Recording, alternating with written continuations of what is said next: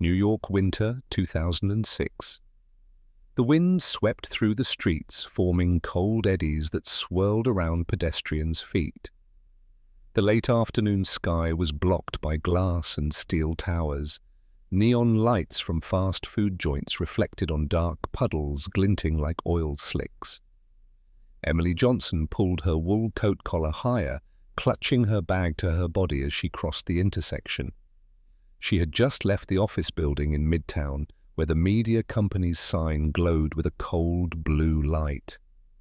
The revolving door spun her onto the street like an invisible shove, pushing her into the hurried stream of people rushing home. Posters for holiday films plastered the station walls, and the dark steel columns of the subway station shone with the city's sweat. She squeezed into the crowd pouring down the stairs to the 42nd Street station. The sound of hard-soled shoes tapped against the concrete steps. Somewhere a street vendor's metal cart clanged as they packed up. The humid air and the smell of rust hit her face as her feet touched the concourse. An old CRT monitor buzzed, announcing train delays on the number 7 line. Yellow and blue Metro cards flashed constantly at the turnstiles. The beep, a familiar soundtrack to millions of lives.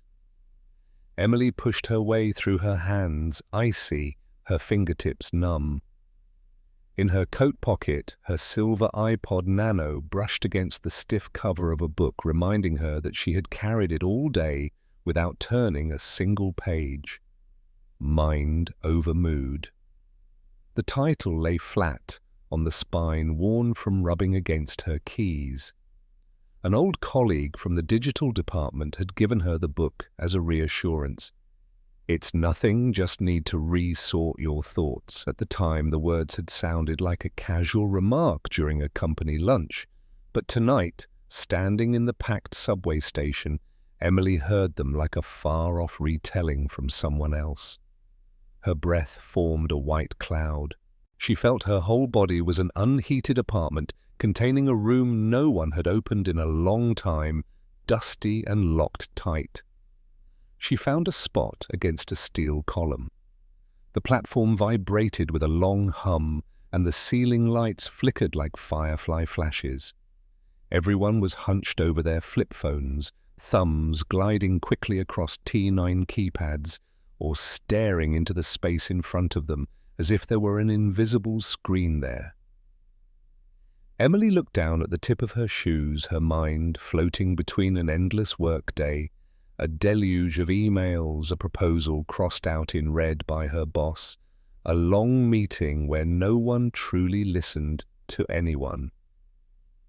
She gave a faint, solitary smile, recognizing the fatigue that refused to leave her shoulders like a handbag always heavy with unnecessary things. The tearing sound of the wind came first, then the train's front appeared like a black steel streak ramming through space, pulling streaks of yellow light behind it. A hot, metallic-smelling gust of air rushed in, making her bangs fly back. The train stopped, doors slid open, and a new crowd surged in, filling every empty space. Emily squeezed in by reflex, slipping past a man with a bulging backpack, skillfully backing into the space between two rows of seats, where a slight wall incline was just enough for her to lean against. The smell of old coffee, cheap perfume, damp leather, damp metal, all blended with the sound of the steel wheels beginning to roll. She closed her eyes for a few seconds as the train swayed. A mild headache ran along her temples. In such moments, memories often took advantage of the train's rocking to surface and drift away like debris on a current. She saw herself 7 years old standing on the porch that autumn. Red leaves were crushed on the steps, the door slammed shut. The sound of her father pulling a suitcase on the wooden floor, the small wheels clattering like a beetle crawling across her heart. Her mother stood leaning against the wall, hand on her chest, her eyes looking into the void as if trying to recall a forgotten poem. Emily ran after him, her tiny feet waddling. Her hand outstretched, Dad, but the man didn't turn back. He walked across the lawn, his silhouette blending into the grey of the evening. A car engine started its old rattling sound like a refusal. She opened her eyes. In the smudged window reflection, a 28-year-old woman stared back at her. Her gaze was direct, but tinged with a little fatigue. She knew her demeanor made people mistake it for confidence. From the outside, Emily was the stable type of woman with a stable job, a studio apartment in Queens, a few well-fitting suits, and a habit of buying white carnations on weekends. But inside there were voids no one mentioned. There were questions like pinpricks. Was there something wrong with me? Why wasn't I worth staying for? The train shuddered, plunging deeper into the tunnel. A child across the aisle giggled while clinging to the handrail, his mother pulling him down. "Sit still, Brandon." A young girl adjusted her headphones, the music leaking out in a thin stream, the melody compressed to the point of a suppressed cry. A bald man stood near the door, eyes closed, as if in prayer. In moments like these, the city became a giant room where millions of people sat side by side every day without touching each other's lives. Emily felt she was the same, a silhouette full of noise but ultimately an empty silence. She held the book. The cover was printed with a blue wave pattern, the exercises designed for people to change cognitive patterns. The phrase sounded like a laboratory procedure. She didn't hate such tools. Part of her job at the media company was to turn complex problems into something that could be presented and measured. But what she couldn't do was present herself. There were evenings when she took off her shoes, sat on the carpet and looked out the window at the snow-covered fire escape, her heart as empty as a bowl on a table, waiting for someone to pour in a spoonful of warmth. Today she had just ended a silent argument with her ex-boyfriend. The word ex still felt new on her lips. He had said something about distance and not being able to reach her. Emily didn't cry. She just felt annoyed, like finding a dead spot in a presentation. After that, she threw herself into work checklists, meetings, emails, determined to keep herself so busy she wouldn't have time to think. But her body had its own memory. It registered the moments her heart skipped a beat. It registered the long silence like a slack string. By the end of the day, it all accumulated heavy as a bag of sand placed on her chest. The train slowed the rhythm of the steel wheels, changing to a long screech. The doors opened and a group of street performers rushed in, one with a small cajon drum, one with a guitar, and a young man in a backwards beanie, laughing brightly. "Hello everyone, New York." He strummed a few chords and "Hey there, Delilah" rang out, slightly off-key but warm. An old woman smiled, looking up. The bald man opened his eyes. Emily didn't like these sudden performances on the train, but tonight the music touched something she had been avoiding. The feeling of someone speaking directly to her, not through slides, not through a CC'd email, but a human voice, raw and authentic. She looked up and met the eyes of a man opposite her. He was about 60, with neatly cut grey hair, high cheekbones, and dark brown eyes like walnut wood shining calmly. His overcoat was old but clean, a grey scarf wrapped around his neck, and on his hand was a scratched wedding ring. He wasn't staring, it was just a passing glance, a gentle nod, the kind of greeting exchanged between strangers enduring a long evening together. Then his gaze dropped to the book in her hand, lingering for a moment as if taking note. Emily was startled by the feeling of being read, but the jolt wasn't accompanied by discomfort. There was something about him, the way he tilted his head to listen to the music, the way the corner of his mouth twitched when the train lurched, that made her think of a kind of serenity rare in New York. People here were either too rushed or too defensive. He was not. He was like a door left ajar to a warm room with golden light where people take off their shoes and speak slowly. The train entered a more humid part of the tunnel, the wind howling along the side like a long whistle. Emily intertwined her hands, her cold finger joints, rubbing against each other, an old habit from childhood, when every time she heard a fight in the living room she would curl up on the stairs, her hands clasped until they were white. The memory surfaced this time, not of her father leaving, but of the evening after her mother clearing the dishes, the clink of a spoon against a bowl, sharp and cold. "Go to sleep, Em," her mother said, using a false, calm voice to keep the atmosphere from shattering. Emily nodded, but she didn't sleep that night. She lay on her back, looking at the ceiling covered in the fan's shadow, imagining herself as a tiny dot no one could see on a map. Somewhere far away, there were men who didn't turn back.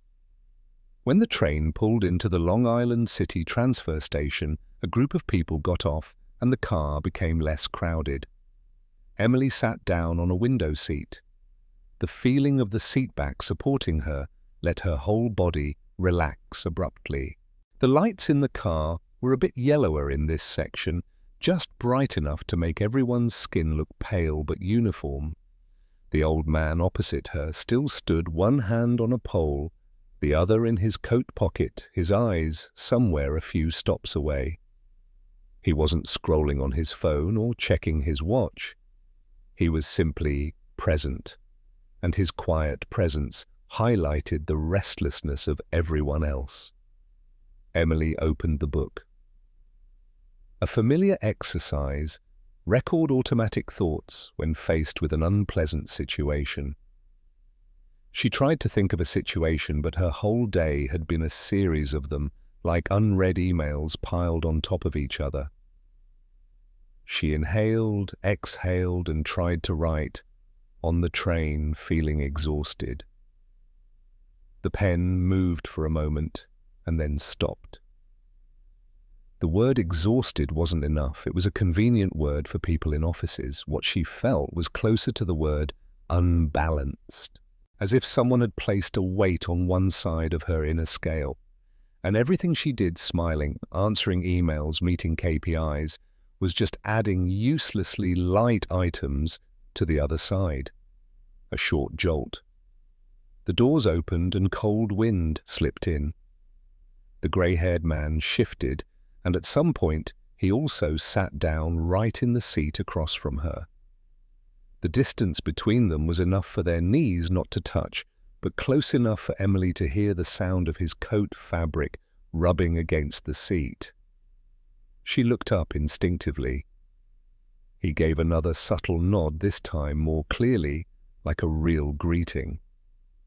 Long day, if someone had said this. It would have been too predictable, too social.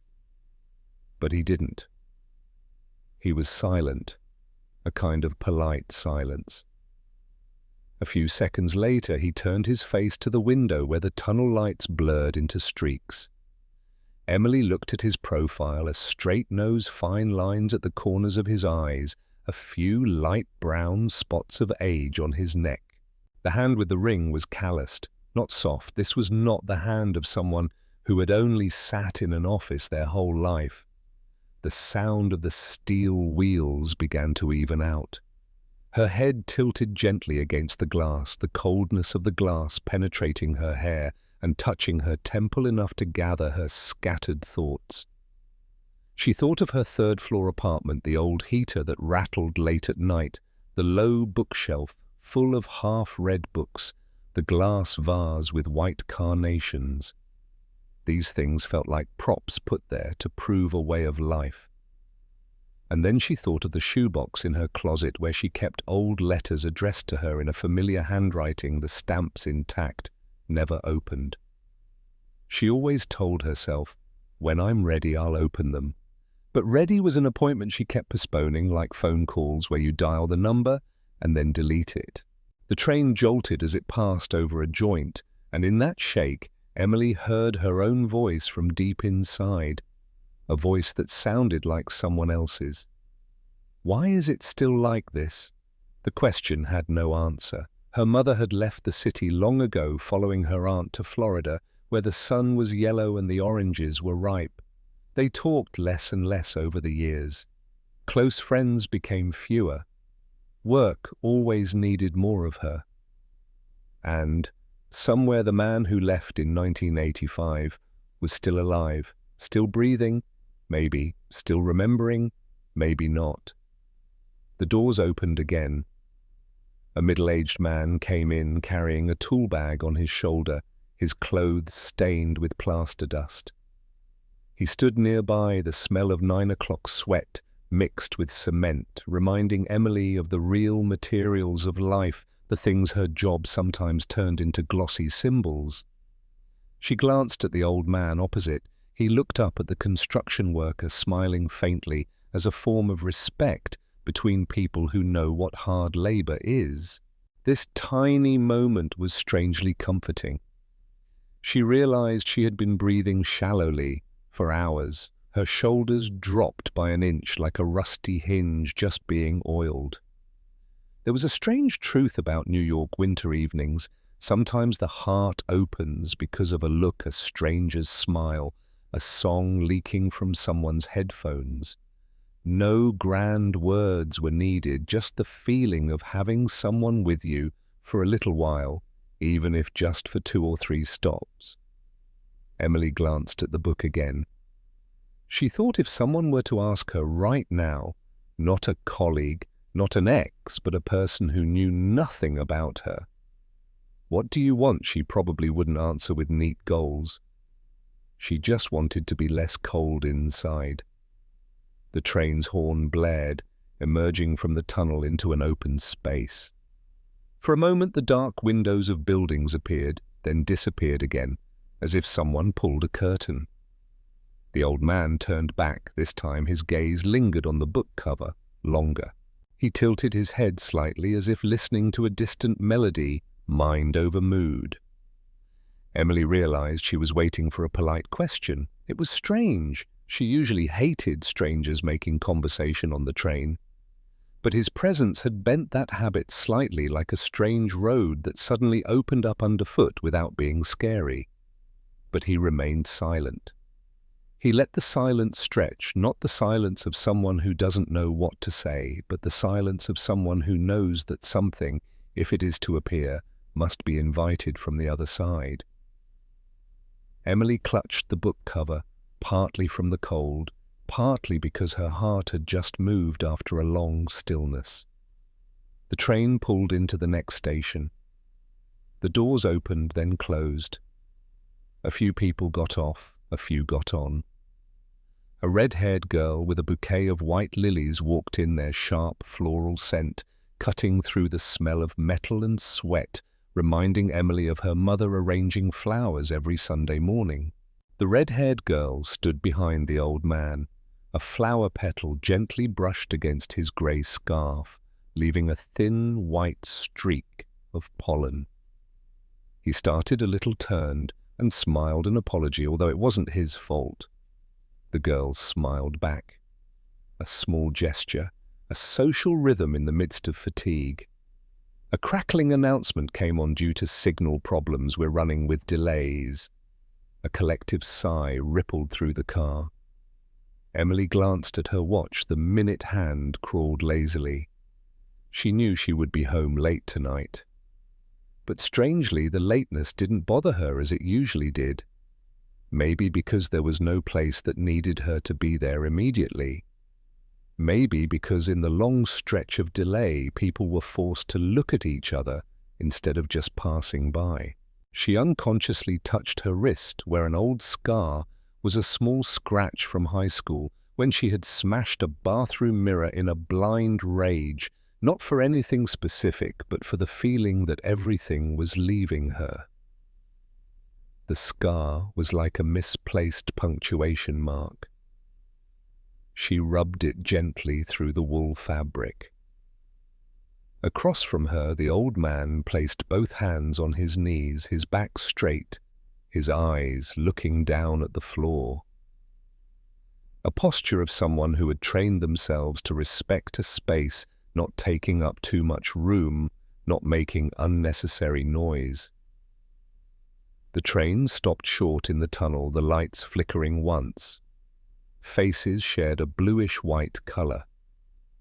In a blurred second, Emily had the feeling that someone was opening that door in the cold room inside her. A whisper reached her, she didn't know from where. Maybe her own voice, maybe the voice of someone far away. How much longer? She swallowed, tasting rust on her tongue. As a child, whenever she was scared, she would open the utility closet, climb inside and close the door, believing the darkness would make her safely disappear. As an adult, she built another closet in her mind, thick and sealed. She lived in it for so many years that the light from outside sometimes hurt her eyes. The lights came back on. The train started rolling again slowly, then faster. Emily opened her mouth, surprising even herself, not because she intended to speak, but because the word hello came out like a speck of dust popping off a surface when someone touches it. But she stopped, closing her mouth gently. No, not yet. Something wanted to bloom, but it was missing a beat. She inhaled deeply, slowly. Inside her heart made a small movement, like pulling a window open, just a crack. She looked at the book again as if for an excuse. Her finger turned to the first page where the book's previous owner herself had written a line in ballpoint pen. Where to begin again? The old question mark was faded but full of meaning. The train swayed and the old ink seemed to vibrate on the page, becoming a voice. Emily looked up. The old man's eyes were still calm, but this time there was something like a readiness, as if the question, if thrown, would not fall into a void. The next station was approaching. A gust of wind was sucked in. The doors slid open, a thin ding. On the wall outside, between the movie posters, a poster for a charity program had a big slogan, "Forgiveness doesn't change the past, but it enlarges the future." The words hit Emily's eyes, making her heart skip a beat. She didn't believe in slogans on walls, but tonight that sentence was like a piece of metal pulled by the train, hurtling toward her before she could brace herself. The doors closed again. The sound of the steel wheels switched tracks. Emily looked at the man for another moment. She heard herself say, her voice low and hoarse from the cold, and from years of not using these words with a stranger, "Have you ever read this book?" The question came out simple, utterly ordinary, like people asking each other the time. But for Emily it was a press of a button, and in New York sometimes all it takes is one button press for the entire building inside you to light up. He turned a look in his eyes that was hard to describe, not surprise, not joy, but more like an acknowledgement of something that was just right. On time, I knew a few people who learned to breathe deeper with it. He spoke slowly, his voice warm and soft, like wool rubbing on wood. He didn't ask anything more. His answer wasn't intrusive. It didn't turn the silence into an interrogation. It just placed a chair next to hers, inviting her to sit, if she wished. The train rounded a curve, riding smoothly. The sound was steady, like a heartbeat. Outside, the night was completely dark.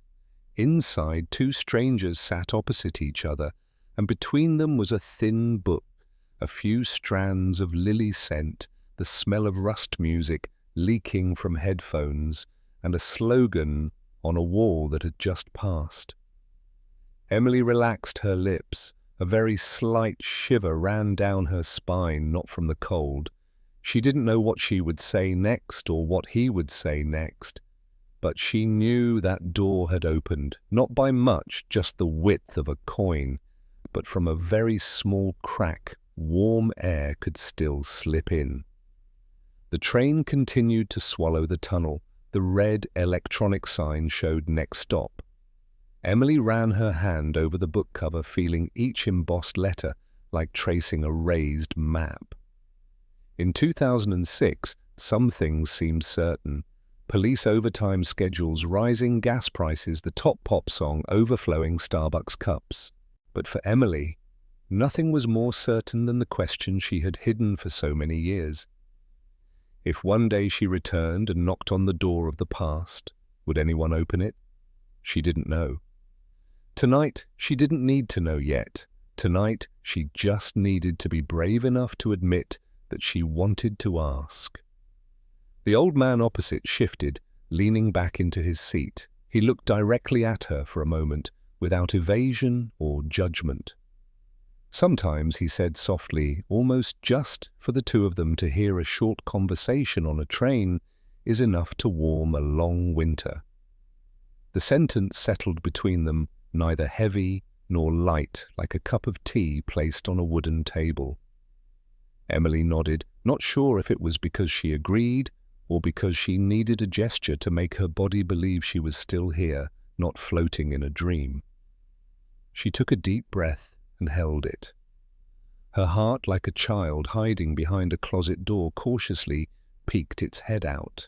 And as the train slid into the next station, as the short whistle sounded, as faces changed again, she felt something very small inside her had shifted. It wasn't peace. It wasn't happiness. It was just a shift, big enough to create space for something else to happen. Outside, the city continued its familiar work, turning on lights, closing doors, opening doors, ordering food, paying bills, loving leaving. Inside the train car, where the tunnel embraced the sound of steel wheels, a young woman sat a little straighter. An old man gently placed his hand on his knees as if holding a memory from falling, and between them a door had just been left ajar. Tonight that was enough of a beginning. And in New York, a beginning is sometimes just the courage to say the first word. The rhythmic click-clack of the steel wheels was like someone tapping a metal spoon against a cup, keeping time with her heart. The train veered into a longer tunnel section, the fluorescent lights in the car flickering, then steadying. Amidst the low hum of the New York night, the man's voice retained a unique warmth, as if wrapped in a wool scarf. "I knew a few people who learned to breathe deeper with it," he said, his eyes glancing at the book in Emily's hand, as if talking about a familiar tool of a carpenter. Emily held the book half open. Her fingers traced the edge of the pages. "Breathe deeper," she repeated, part note-taking, part skepticism.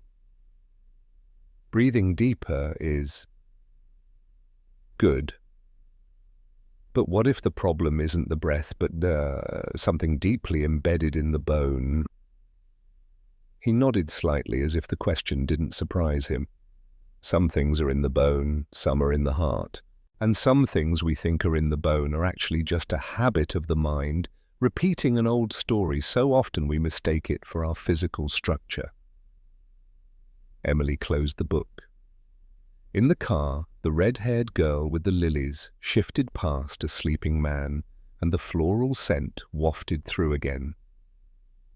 The speaker buzzed with the familiar phrase, "Stand clear of the closing doors, please." The steel wheels groaned, and the train slowed its pace. "What do you do for a living?" Emily asked. She was surprised she asked, but once the question was out, she felt it was easier to breathe, just as he had said. He gently rubbed his thumb against the side of his wedding ring, a subconscious habit of people who have worn one for a long time. "I've done many things," he replied. "When I was young, I framed pictures and restored furniture. Later, I managed a warehouse for a building supply store. Now, I help out with a few groups. In a church basement, a small classroom, folding chairs. People sit in a circle, drink weak coffee, and talk about the things that have weighed on their chests for too long." "A support group?" Emily guessed. "Yes, no flashy sign. Just people with people." He gave a slight apologetic smile, his voice dropping a half note. "It sounds more romantic than it is. The reality is a bitter pot of coffee each week, a plate of stale cookies. Some people show up, some don't. But when they do, sometimes you see someone lift their head as if they've just surfaced from the water. Emily looked down at her shoes, then back up. Have you ever surfaced from the water like that?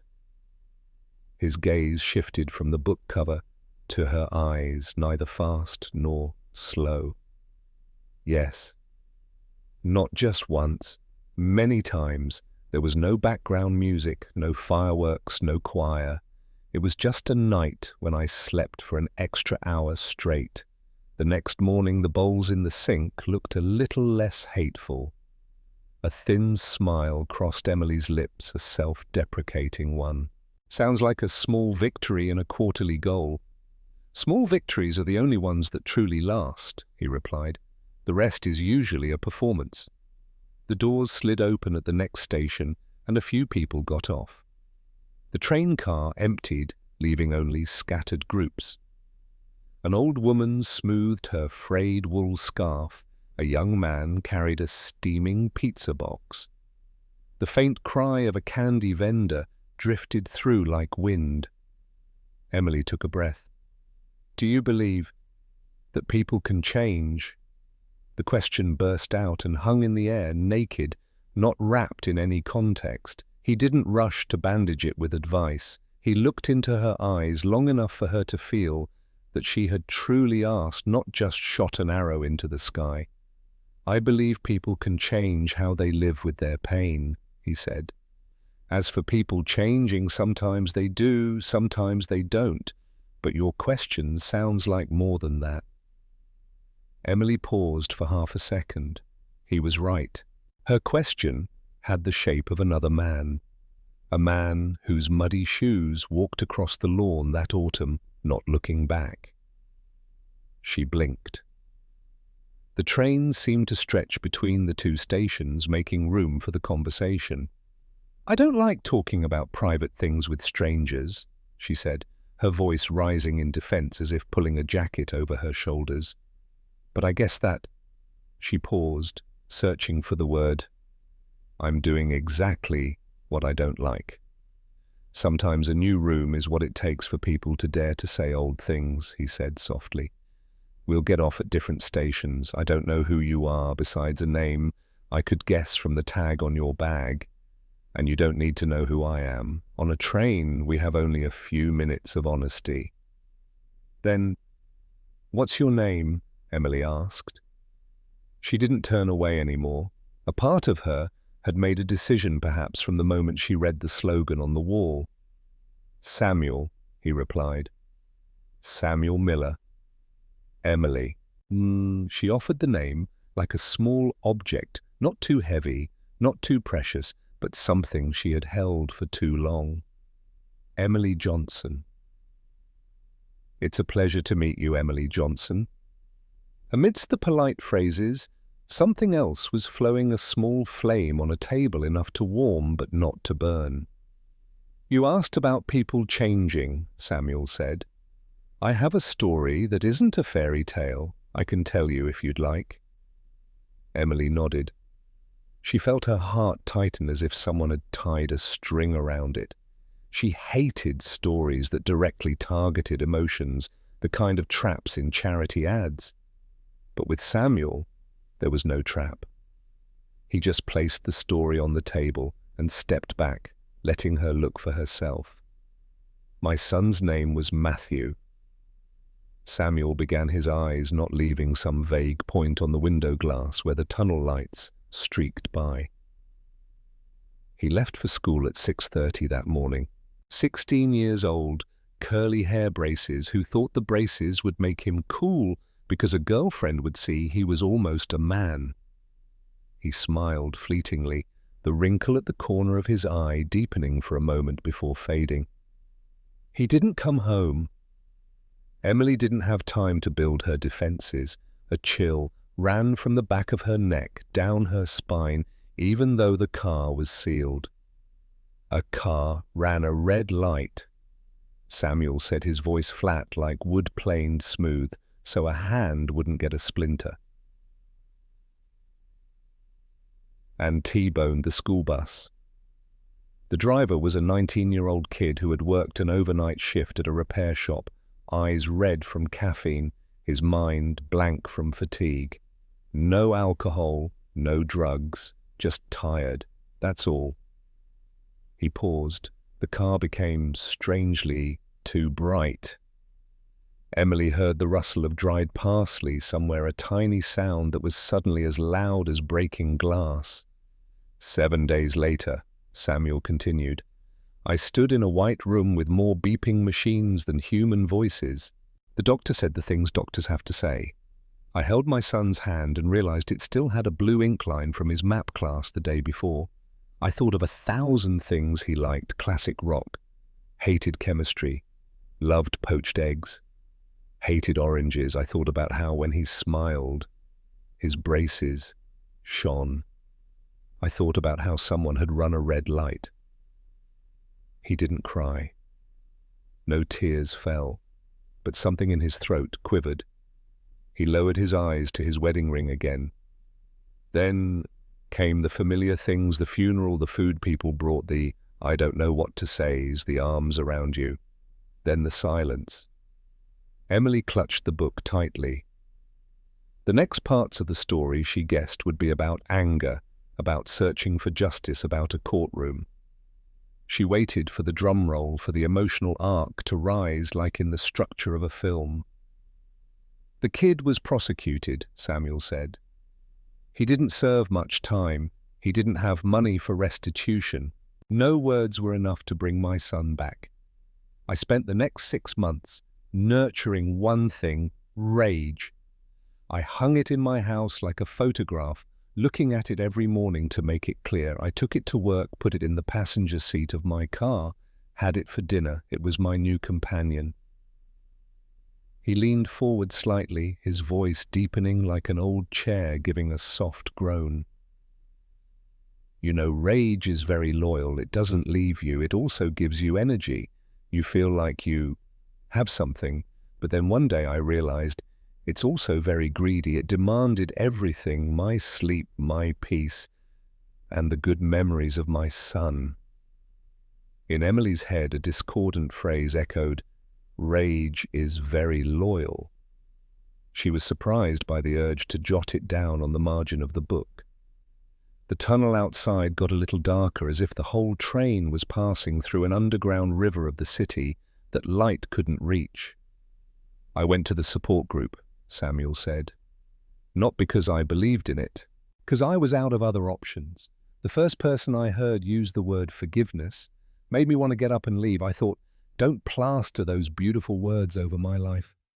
But the man didn't talk about right and wrong. He didn't talk about morality.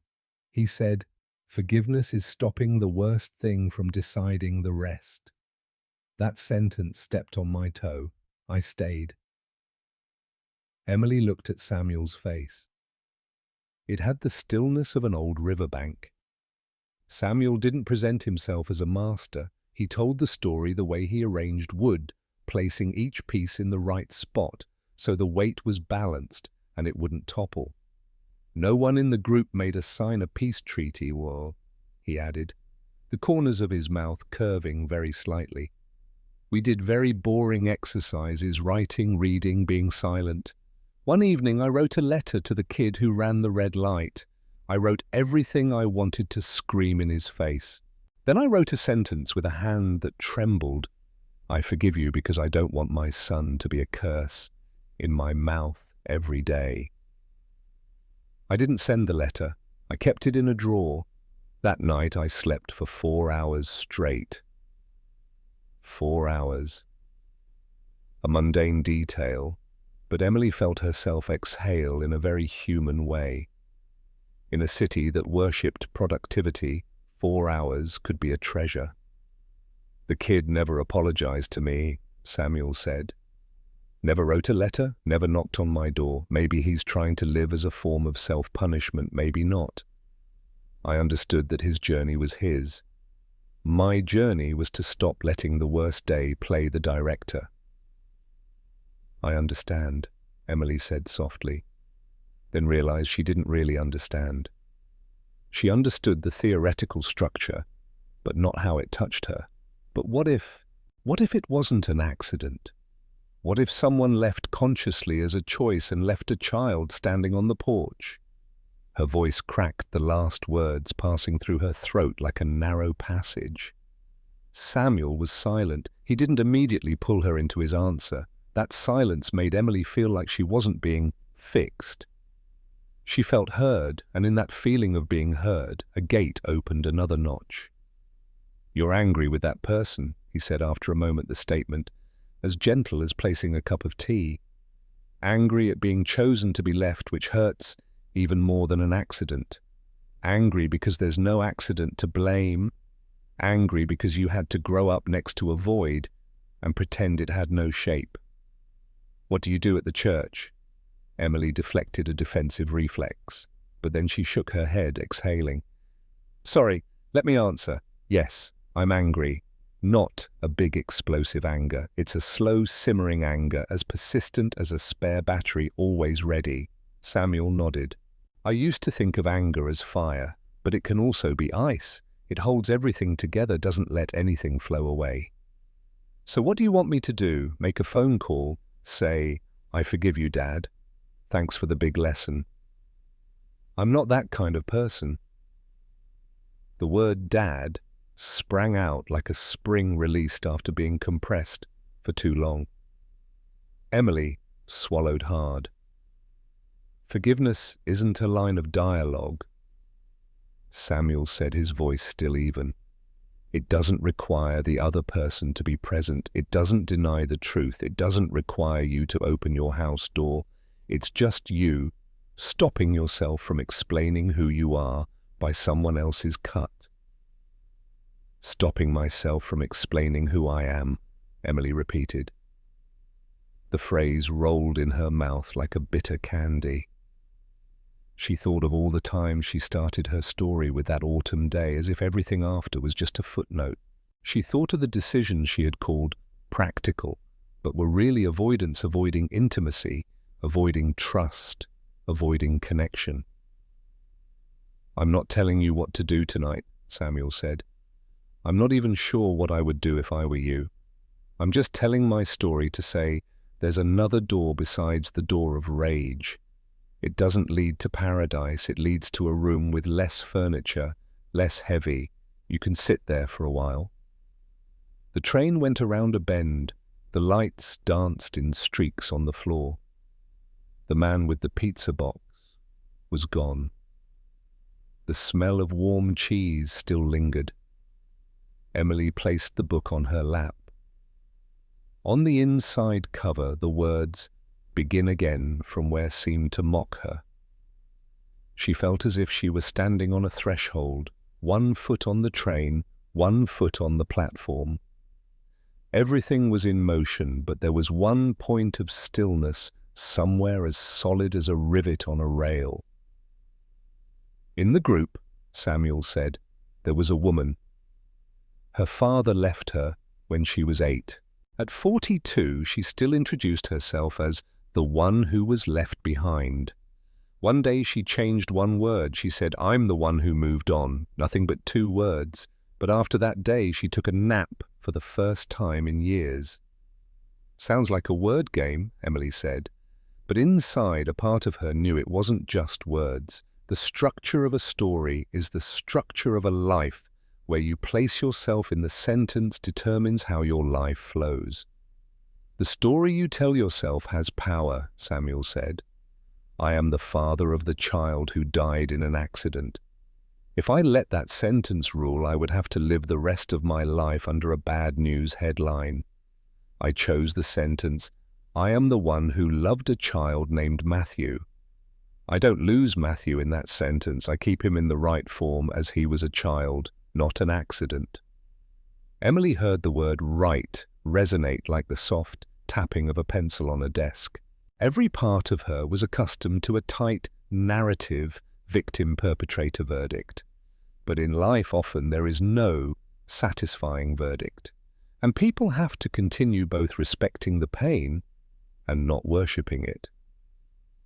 "I'm still not sure I want to open the door," Emily said. She found it funny that she used the exact same image as Samuel, as if he had snuck into her vocabulary and rearranged all the labels. "You don't have to open it," he replied. "You can just crack it. You can also just stand in front of the door and admit that it exists. Many people spend their lives walking around a door and swearing that there's a wall there." "And if it opens to hell?" Emily asked, her voice sharp like a scalpel being held up to see where the steel is. "Then you close it," Samuel said. "But you'll know. Knowing is sometimes greater than peace." The train slowly emerged from the tunnel onto a bridge section. Outside, the windows of apartment buildings flickered with blue TV light, some yellow kitchen lights, some dark, as if forgotten. From high up, the city looked as still as a model on a table. Emily looked at those windows and thought about the rooms in her own heart no one had entered. "The kid who ran the red light," she asked after a moment, "did he ever come back? Contact you, apologize?" "No," Samuel replied.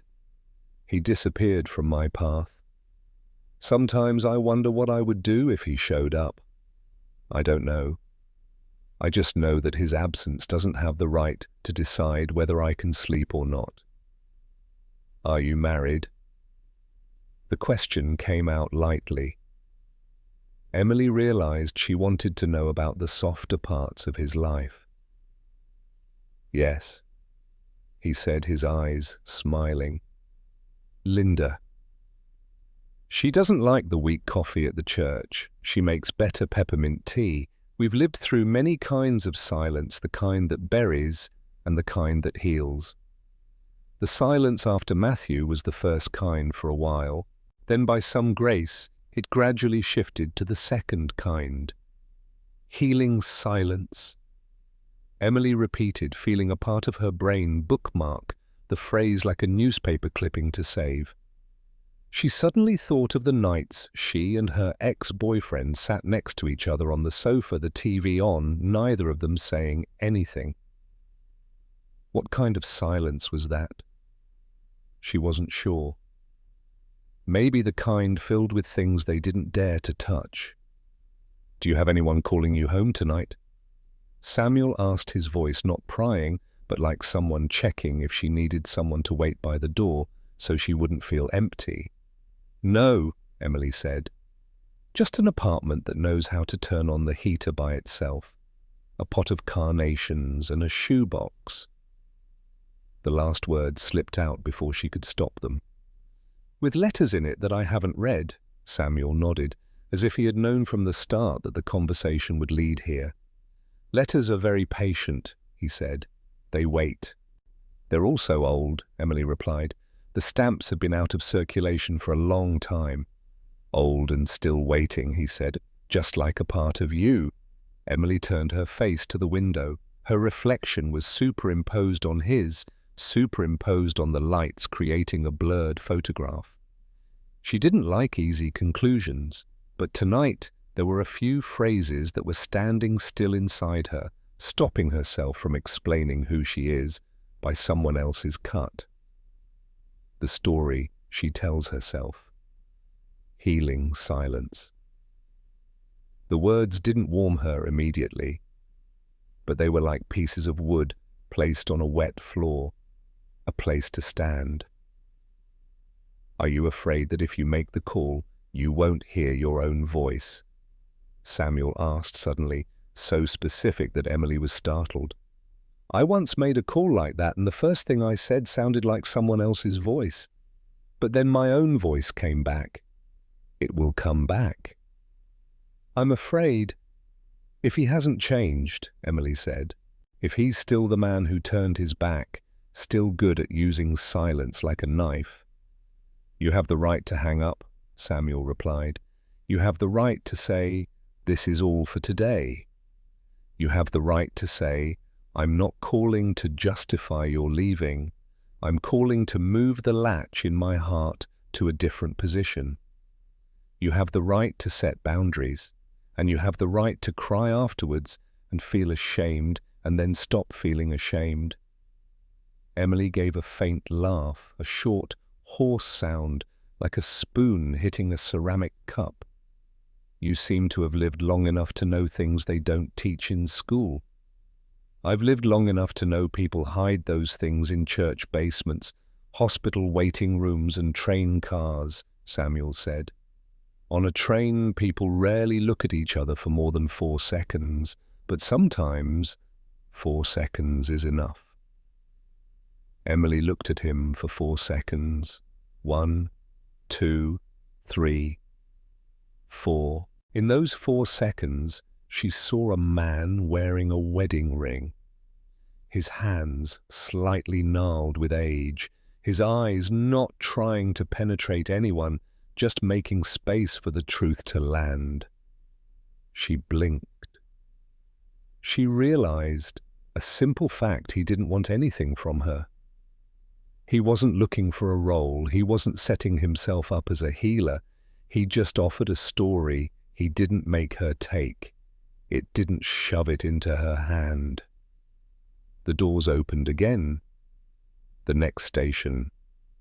A man with a huge fur hat got on, bringing in a gust of cold air that made the whole car shiver. Samuel pulled his scarf up around his neck. He suddenly shifted, bending down to pick up a small piece of paper that had fallen from his coat pocket, a worn business card on thick paper with rounded corners. He twirled it between 2 fingers, a habit he used when thinking. Emily caught a glimpse of a few handwritten lines on the back of the card, the slanted handwriting in faded black ink. "I don't hand out cards," Samuel said, catching her eye and smiling. "I just write for myself, a few sentences so I don't forget.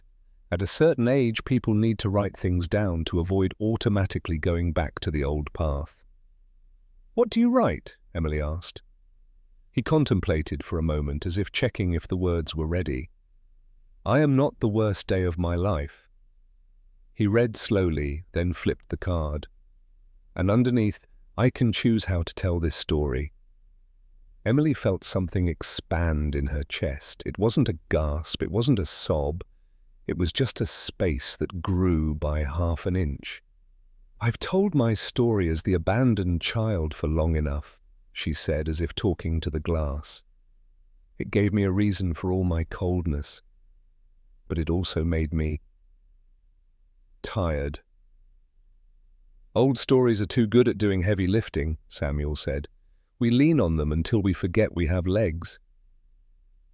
"I'm afraid if I change the story, I'm denying my mother, denying what I've lived through." Samuel shook his head slightly. "No, you're not changing the past. You're changing how it occupies the space of your present. You're not forgetting your mother. You're just stopping using the pain as a measure of your worth." Another silence descended, the kind that works as an antiseptic. The train began to slow down. The speaker announced the upcoming station. Samuel tilted his head slightly, as if listening for a private signal. "Is this your station?" Emily asked, even though she didn't want the answer to be yes. "Not yet," Samuel said. "One more station, but sometimes people get ready to leave one station ahead." He smiled. "It gives us a minute to say the last words the right way."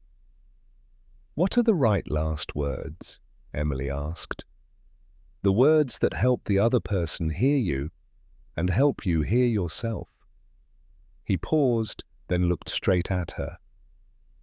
"Emily, if you ever make the call, remember you're not calling to ask the past for permission to exist. You're calling to tell the present that you're ready to live without being steered by it." Emily's throat felt hot. She glanced at the window again. Her reflection, superimposed on his, seemed to choke in a single shudder of the train. She nodded this time, a real nod, not a polite one. "I don't know when to," she said. "But tonight at least the phone in my kitchen no longer looks like a decoration." Samuel chuckled softly, the sound like a match striking. "That's enough for one night on a train." The train pulled into the next station. "Stand clear." The city's ingrained phrase sounded like a self-evident scripture. The doors opened, a cold gust of wind blew in, making the scent of the lilies in the red-haired girl's hands momentarily sharper. Samuel stood up, adjusted his scarf, and put his hands in his pockets. He paused for half a second, looking at Emily. "Do you want to keep a phrase?" "What phrase?" "Don't let the worst day be the director." He winked. "A bad director makes a bad movie." Emily laughed this time longer. Laughed, and then unexpectedly, her eyes stung. "Thank you, Samuel."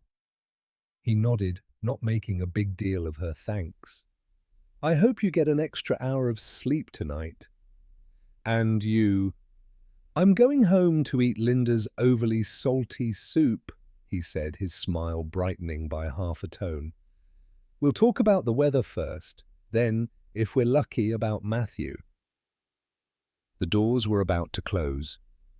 Samuel stepped halfway out, then turned back, placing the card on the seat next to her, not handing it to Emily like a ritual, just placing it there close enough that if she wanted it, she would reach.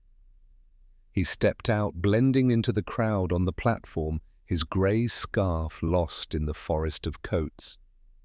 The doors closed. The train began to move again. Emily looked at the card. She hadn't intended to take anything from a stranger, but tonight that rule felt loose like an old knot. She picked up the card, flipped it over. On the front, in thin handwriting, "I am not the worst day of my life." Below it, "I can choose how to tell this story." In the corner, in tiny pencil writing, as if he had written it only for himself, "Forgiveness, freeing yourself from the task of making the past pay." The card was old, the corners worn, the ink faded, but the message was sharp. Emily slid the card into the inside cover of the book. The train entered the tunnel, the lights flickering again. In that flicker, she saw an image, clearly the shoebox in her closet. The stamp's colors faded, the name, Emily, written in familiar slanted handwriting. Tonight, she wasn't sure she would open it. But the intention to open it had found a place like an empty chair set up next to a table. She leaned back. The cold in her spine receded a little, replaced by a mixed warmth. Not the warmth of a heater, but the warmth of a small determination, the kind that isn't loud but is persistent. Above her, the long strip of light was like a bright line guiding her into the next section of the tunnel. The city outside continued to turn, but inside a gear had just meshed into a new groove. When the speaker announced the next station, Emily leaned forward, looking through the window into the darkness. She didn't say goodbye out loud. It would have sounded too dramatic. She just murmured a very small phrase, like a promise sent down to the tracks, "I'll try." And the train, as if it understood the whispers of late passengers, extended its smooth rhythm for an extra beat before veering into the deeper tunnel. The train car swayed gently, the metal wheels grinding on the rails in a familiar low rhythm. But Emily's mind was no longer anchored to the movement of the train. Samuel's words were like tiny pebbles dropped onto a still lake, sending out ripple after ripple. As the ripples spread the surface of the water, revealed images she had kept hidden in the depths of her memory. Things she had long tried to keep submerged, afraid that if she let them surface, she wouldn't have the strength to face them. The first scene rose as clearly as if it had happened this morning, an autumn afternoon in 1985. The Johnson family's suburban wooden house nestled beside a row of maple trees changing color. Red and yellow leaves had fallen, forming a carpet that clung to the wooden porch steps. Emily, only 7 years old, sat on a low stool, clutching a doll with tangled yarn hair. The house was filled with the smell of cigarette smoke and the sound of arguing from the living room. "You can't just leave like this," her mother's voice trembling and hoarse from crying too much. Her father's voice answered each word distinct. "I can't take this anymore, Mary. You know that. I need to be free." "Free? What about our daughter?" The living room door burst open, a man's legs strode out, the wheels of a suitcase clattering on the hardwood floor. Emily jumped up, her young heart pounding wildly. She ran after him, her tiny feet slipping on the old rug. "Dad, don't go, please." Her voice was small and lost in the vast space.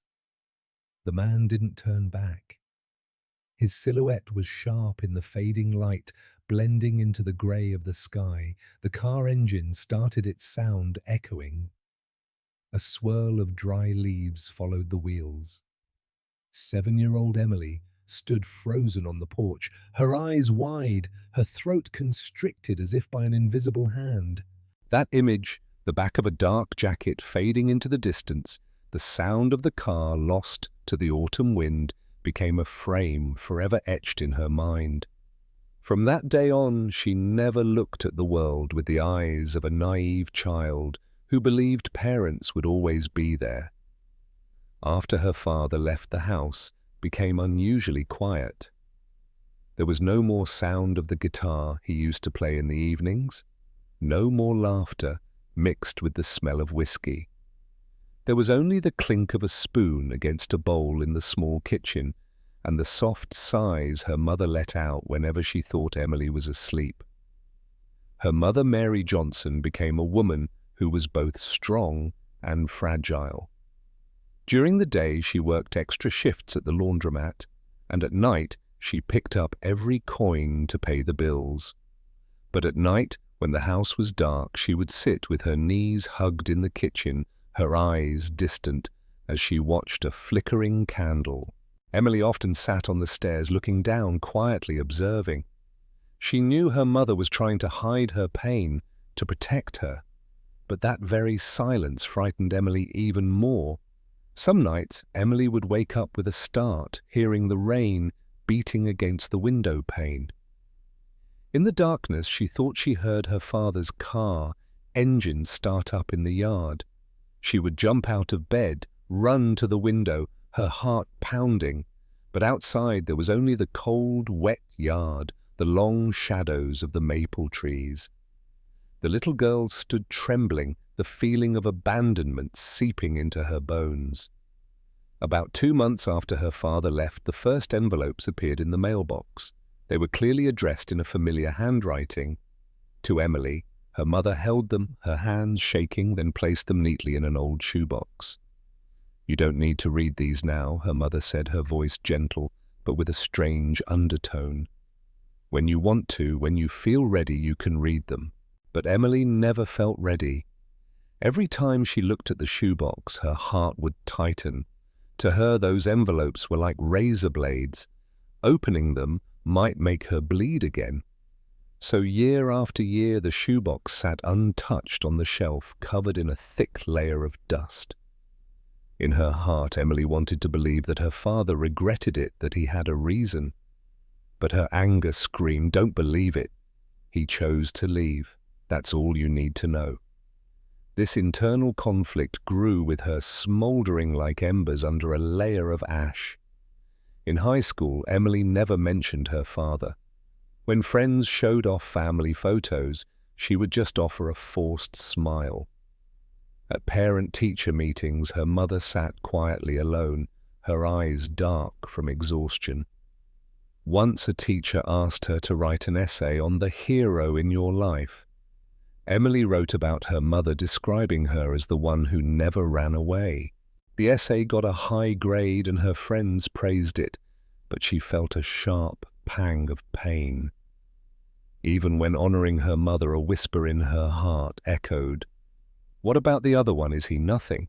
During her teenage years, Emily became a headstrong, independent girl. She learned not to rely on anyone. She excelled in her classes and was active in clubs.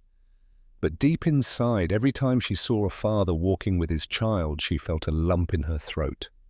Envy, sadness, and a silent rage all mixed together. For college, Emily chose to major in communications, a world where she could talk a lot, control narratives, and manage images. She was a skilled debater, knowing how to spin information. She graduated with honors and was quickly hired by a media company in Manhattan. On the surface, her life was an upward trajectory, her own apartment, a stable job, a wide social circle.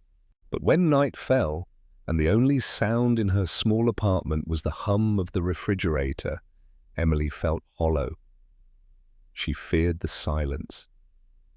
To fill the void, she turned the TV up, loud played music constantly, or buried herself in work until late at night.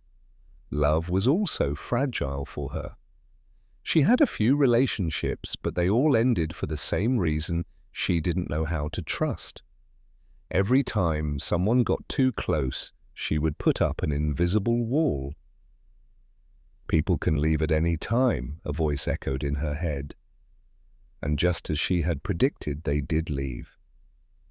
Now, on this night train in 2006, Samuel's voice had brought it all back. He spoke of loss of forgiveness, of not letting the worst day be the director of your life. Those words were like a blade slitting open the fabric covering her memories, causing old wounds to bleed again. Emily sat motionless, looking at her hands. Her fingers were trembling, as if her body was remembering the coldness of standing on that porch years ago. She wanted to yell at Samuel, "What do you know about being abandoned? You lost a son, and I lost a father." But at the same time, a part of her also wanted to cling to every word he said, like a drowning person grabbing a buoy. The image of the letters in the shoebox returned vividly. They seemed to be whispering her name. Open them. Know the truth. But Emily shook her head, telling herself, no. What if he's lying? What if it's all just justification? The truth was, Emily wasn't just angry. She was afraid.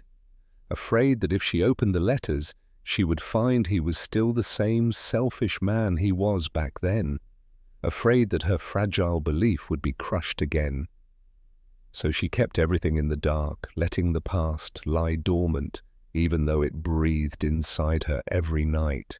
Her anger became her companion. It helped her not to fall apart. It whispered, "Don't trust men, don't trust anyone, you are on this path alone." And she had listened. But now, as she listened to Samuel tell the story of the letter he wrote to the driver, the letter he never sent, Emily felt a strange new pang of pain. If he, the one who lost a child, could write the word forgiveness, then why couldn't she at least try? Samuel remained silent, his deep-set eyes seeming to read her entire heart. He didn't pressure her, only said, "Sometimes forgiveness isn't because the other person deserves it, it's because we need freedom." That sentence echoed in Emily's mind, mixing with the screech of the train wheels. Freedom, how she had longed for it. Freedom from fear, from the long, lonely nights, from seeing the ghost of the man who left in every person she met. Suddenly her eyes stung. A hot tear escaped, falling onto the book cover in her hand. The page absorbed the water, blurring a faint streak. Emily quickly wiped it away, embarrassed, but Samuel wasn't staring. He just gave a small nod as if to say, "It's okay, just let it out." The train continued to hurtle through the darkness.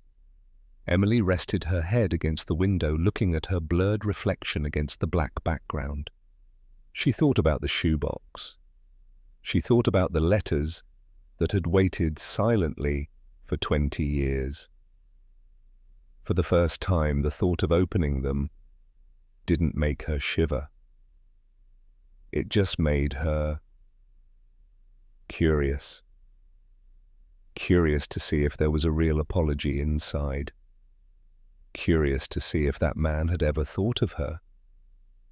And most of all, curious to see if reading them would make her feel lighter.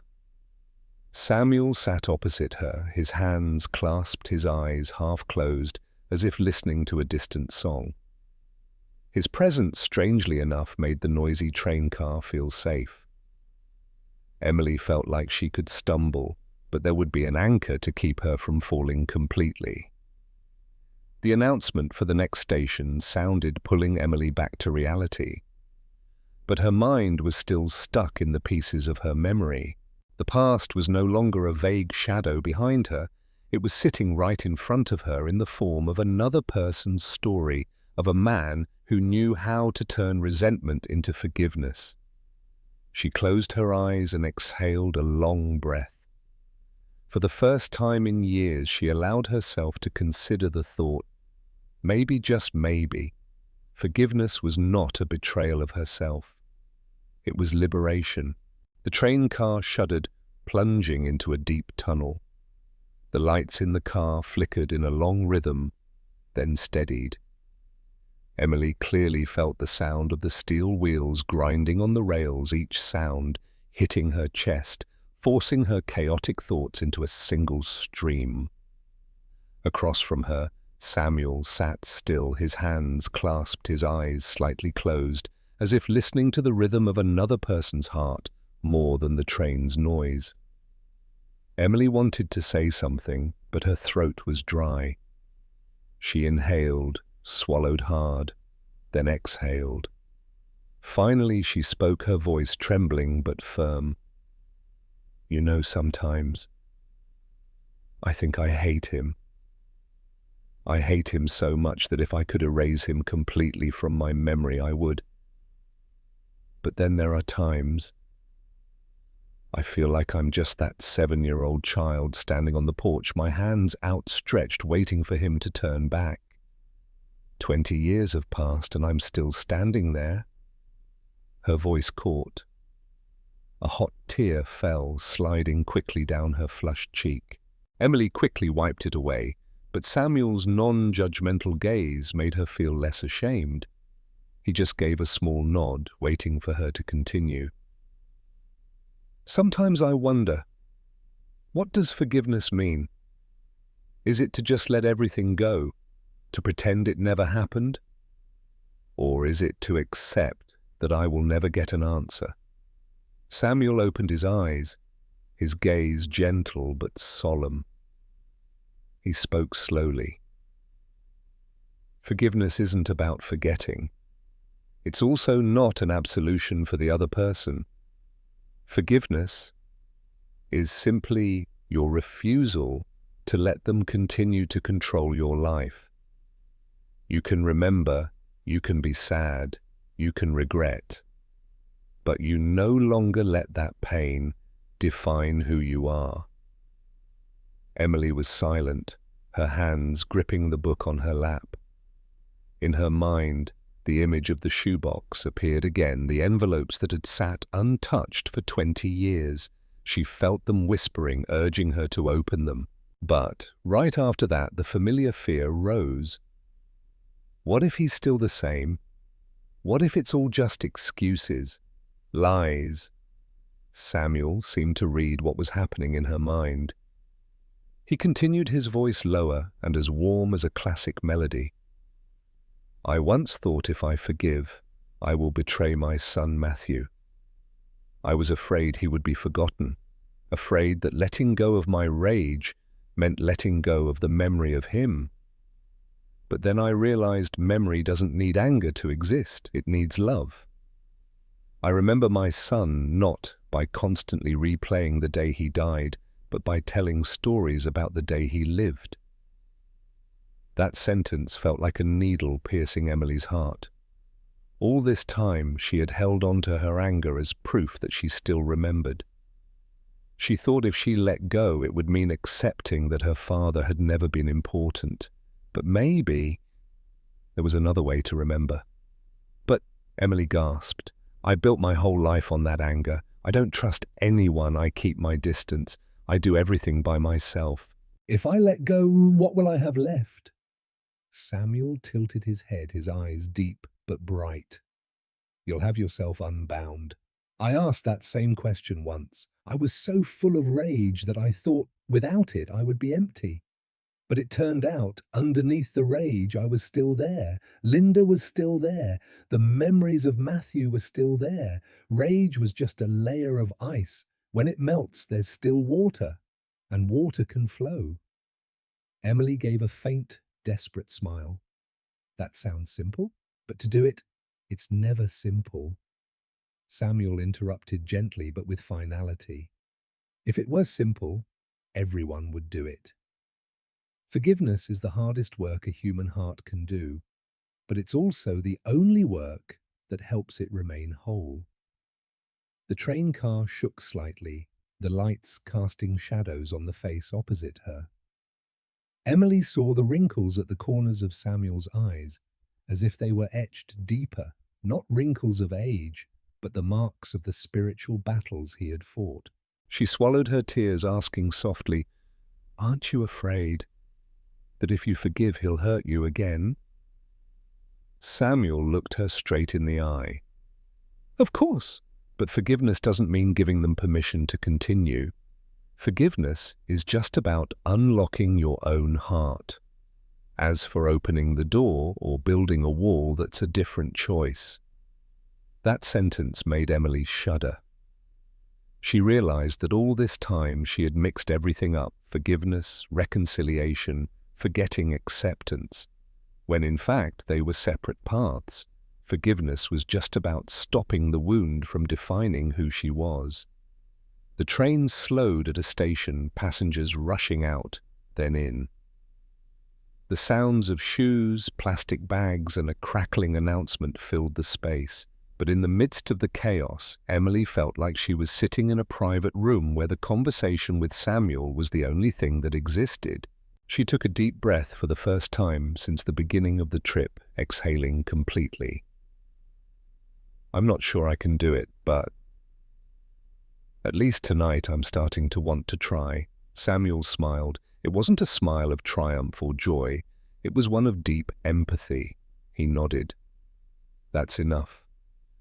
Forgiveness doesn't come in a single moment. It's a series of choices repeated over and over until your heart feels lighter. The train plunged back into the dark tunnel. Emily leaned her head against the window glass, watching her blurred reflection superimposed on Samuel's. For a moment she thought she saw the image of her father from long ago, not the man who turned his back and left, but the one who used to lift her onto his shoulders and take her to the park, who used to buy her vanilla ice cream at the corner store. Those good memories, long obscured, suddenly flashed, making her heart ache. She turned to Samuel, her voice trembling. "Do you think I should contact him after all these years?" Samuel looked at her for a long time, then replied, "The question isn't whether he deserves it. The question is, does your heart deserve to be free?" That response left Emily speechless. She didn't answer, just remained silent. But inside her, a door quietly opened. Emily leaned her head against the foggy glass, seeing her reflection mixed with the flickering lights on the car ceiling. The eyes in the reflection were wet no longer with the perfect mascara she wore for meetings. She saw a girl who was both grown up and lost, pulled back to the 7-year-old child she once was. Freedom. She repeated the word Samuel had just said. It echoed in her chest like the sound of a hollow metal bell. What did freedom mean? She had never known. For all her adult years, she thought she was free because she didn't need anyone, didn't depend on anyone. But now she realized that freedom was just a form of defense, a cold prison cell with 4 high walls. She remembered the times her mother tried to broach the subject. "Do you want to read the letters?" And she would yell, "No, I don't need to." Now looking back, she realized she was the one who had locked the door, and the key had been in her hand for 20 years. "Samuel," she began, her voice a little shaky, "I'm scared. If I forgive, will I betray my mother? She endured everything raising me alone." If I allow him to come back, won't I be betraying her? Samuel listened, his eyes completely non-judgmental. He nodded slowly. That's also a fear I had with my wife, Linda. I thought if I forgave the person who caused the accident, I would betray my wife and my son. But I came to understand one thing: forgiveness isn't about taking sides. Forgiveness is just choosing not to let the pain extend for another generation. Another generation? Emily repeated, her voice fading. Yes. If you carry that anger to your own children, they will grow up in fear just as you did. Forgiveness is how you break that chain. It doesn't erase your mother's efforts. It just allows you to live more fully. Emily bowed her head. In her heart, a deep crack was forming. The crack was painful, but it was also the first opening for light to get in. I'm not sure I can do it, she said, her voice suddenly sharp. I built everything on this anger. It kept me strong. It kept me from falling. If I let it go, I'm afraid I'll just be left with an emptiness. The words came out louder than she intended. A few passengers looked back. Emily quickly turned away, biting her lip, her hands clenching the book until the edges bent. Samuel didn't react with a quick reassurance. He sat still, letting her anger echo and then subside.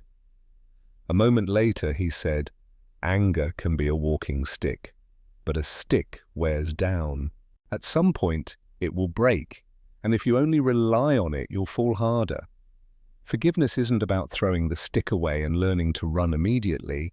Forgiveness is about teaching your own legs to remember they can walk on their own." Emily shivered. The image of the walking stick was too clear in her mind. She saw herself walking for 20 years with a stick called anger. It gave her a strong appearance, but at the same time it kept her from ever running free. A screeching sound came as the train went around a curve. Emily closed her eyes. For a moment the memory wasn't of her father's back, but of a rare, tender moment he had once lifted her onto his shoulders and taken her to a summer fair. She had giggled when he bought her a red balloon. The image appeared so vividly it made her heart ache. "Why do good memories hurt too?" she asked, her voice thick. "Because they remind us of what we've lost," Samuel replied. "But they also remind us that there was once love there. Forgiveness allows us to keep the love instead of just keeping the loss." Emily trembled. She had never thought of this. She had let the good memories disappear, afraid they would contradict her resentment. Now the memory came back as evidence there had once been love, even if it didn't last long enough. The whole train car fell into a rare silence. A few passengers had gotten off. The remaining ones sat quietly. The speaker crackled, announcing another delay. Emily looked around, then turned back to Samuel. "You don't know me, I don't know you, but for some reason, I've told you everything I never dared to tell anyone. Why is this so easy?" Samuel smiled, his eyes crinkling. "Because I'm a stranger. A stranger doesn't hold your history, doesn't have a role in your wound. A stranger just listens and passes by. Sometimes to open up, you need an audience with no right to judge." Emily gave a small laugh, though tears still lingered in her eyes. The sentence sounded simple, but it was so true. She realized she had never truly allowed herself to be heard because everyone around her was connected to that pain. "Samuel," she whispered, her voice almost breaking. "I want to call him. I've never dared to say this out loud, but now I want to. I'm not sure I can forgive right away, but at least I want to hear his voice, to know he's still there." Samuel looked at her, his eyes warm, not surprised at all. "That's the first step. You don't need to make a commitment. Just call. So your heart knows you're no longer running away. Emily took a deep breath, feeling her whole body tremble. The thought was both terrifying and liberating. It was as if after all these years of standing outside the door, she was finally placing her hand on the doorknob. The train slowed down, lights flashing as it approached the next station. Samuel stood up, adjusting his wool scarf. He looked at Emily and gave a small nod. "Don't wait until it's too late to say the words of forgiveness," he reminded her, his voice steady but echoing like a bell. Emily watched him, her heart pounding. Her hands gripped the book tightly, and in her mind the image of the dusty shoebox appeared. For the first time she imagined herself opening the box, pulling out an envelope and trembling as she tore the stamp. And instead of panic, this time she felt she could do it. Samuel stepped onto the platform, blending into the crowd. Before the doors closed, he turned back, his eyes bright in the flickering lights.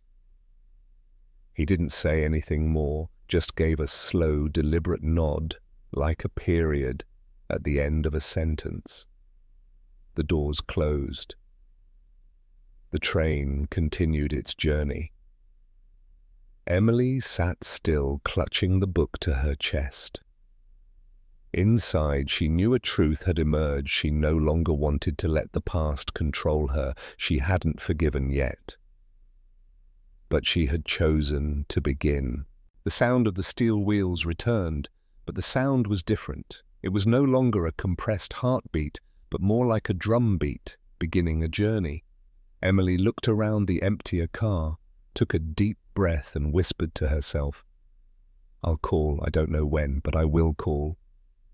And in the roar of the tunnel she found that her voice no longer trembled. The wind carried the smell of old snow and car exhaust from the street as Emily stepped out of the station. Queens wasn't as noisy as Midtown, but the night was still shimmering, the sign of a deli, the glass door of a laundromat, the lazy honk of a yellow taxi. She pulled her wool collar higher, holding the strap of her bag, and walked quickly up the metal stairs to the third floor. The lock clicked. The apartment opened with a rush of warm air, a faint scent of wilted carnations. She turned on the yellow lamp, its light embracing the armchair, the low bookshelf, the glass vase with its faded white flowers. Suddenly every object looked like it was waiting for her to say something. On the kitchen counter, the white cordless phone sat on its charger base, an item she kept even though she had a flip phone in her bag. Next to the heater was an old closet. On a high shelf, the brown shoebox she had looked at and avoided many times. She poured water, made tea, and leaned against the counter. The tea was fragrant and slightly bitter. Across the window, the fire escape glimmered with streetlights. In her head, Samuel's words repeated like a scrolling text, "Don't let the worst day be the director." And another sentence gently bit into her heart. "You're not calling to ask the past for permission to exist. You're calling to tell the present that you're ready to live without being steered by it." She put the cup down, looking at the box. "Not tonight," she whispered to herself as if pleading, but her feet moved forward anyway. Her fingers touched the surface of the fine, dusted cardboard, feeling its rough, cold texture. She lifted the box down, carried it to the table. Her heart pounded, the inside of her shirt damp with sweat. She opened the lid, then closed it. Opened it again, then closed it. The wool sweater rubbed against her neck, making it itch. She let go of the lid, went to the sink and turned on the cold water, letting the stream bite her wrist. When she returned to the table, the trembling had lessened a notch. She sat down. On top was a white envelope slightly stained with a frayed corner, a U.S. Postal Service stamp with the old flag design. The slanted handwriting read, "For Emily." No last name, no Dad. As if the writer was afraid that using the title would anger her. She tore the edge of the envelope very slowly, as if afraid of hurting a living thing. A thin sheet of paper slid out, folded horizontally, a habit of someone who had written many letters by hand. I don't know where to begin. Maybe "I'm sorry" sounds cheap, but it's the truest thing I have. I was wrong to leave. There is no reason that can justify the look in your 7-year-old eyes on the porch that day. I thought leaving would prevent me from hurting anyone more, but it turned out I only made the wound deeper. The ink was slightly smudged, as if a tear, the writer's or someone else's later, had touched it. She read it all, then read it a second time. There was no justification, no self-pity. The man in the words was clumsy but clear, admitting his fault, recalling a few small memories. You liked vanilla ice cream.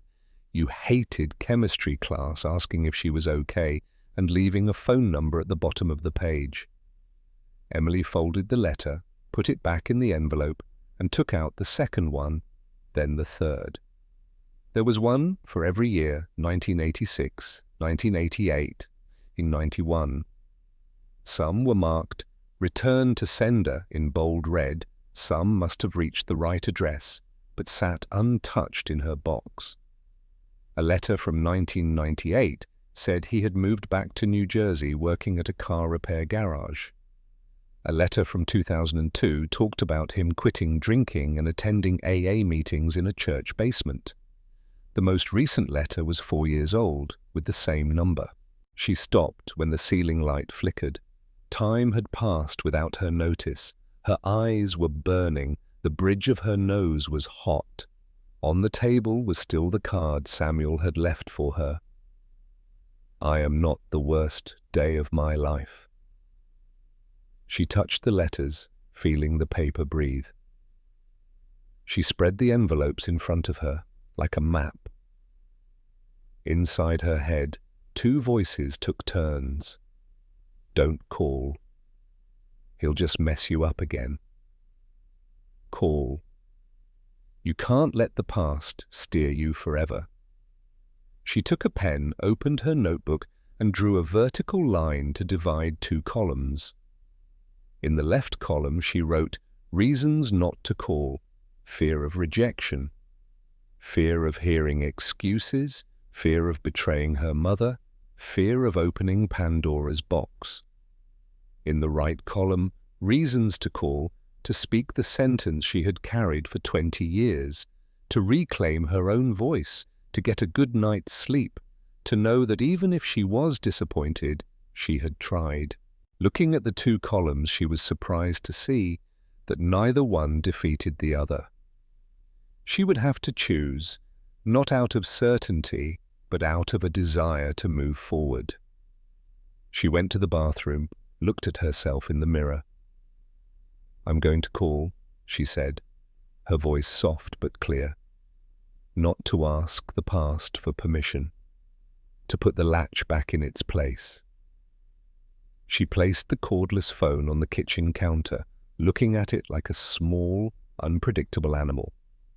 To steady her hands, she decided to practice first. She wrote down 3 sentences she would say if he answered, and 3 sentences if no one picked up. "Dad. It's me, Emily. I'm not calling to argue, I just want to hear your voice. I want to meet, but it will be on my terms." If she got his voicemail. "This is Emily. I'll call back at..." She gave a small laugh. "I'm writing the script for my own life." The feeling of agency, for the first time in years, poured into her chest like warm water. She dialed the number from the 2002 letter. Her heart pounded. The phone rang once, twice, 3 times. Each ring was as long as a year. She was ready for the beep of a voicemail, but then the phone was picked up. A raspy, hesitant voice.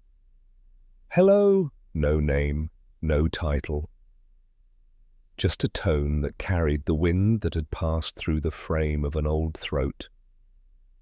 She opened her mouth, but the initial voice wasn't hers, just as Samuel had warned.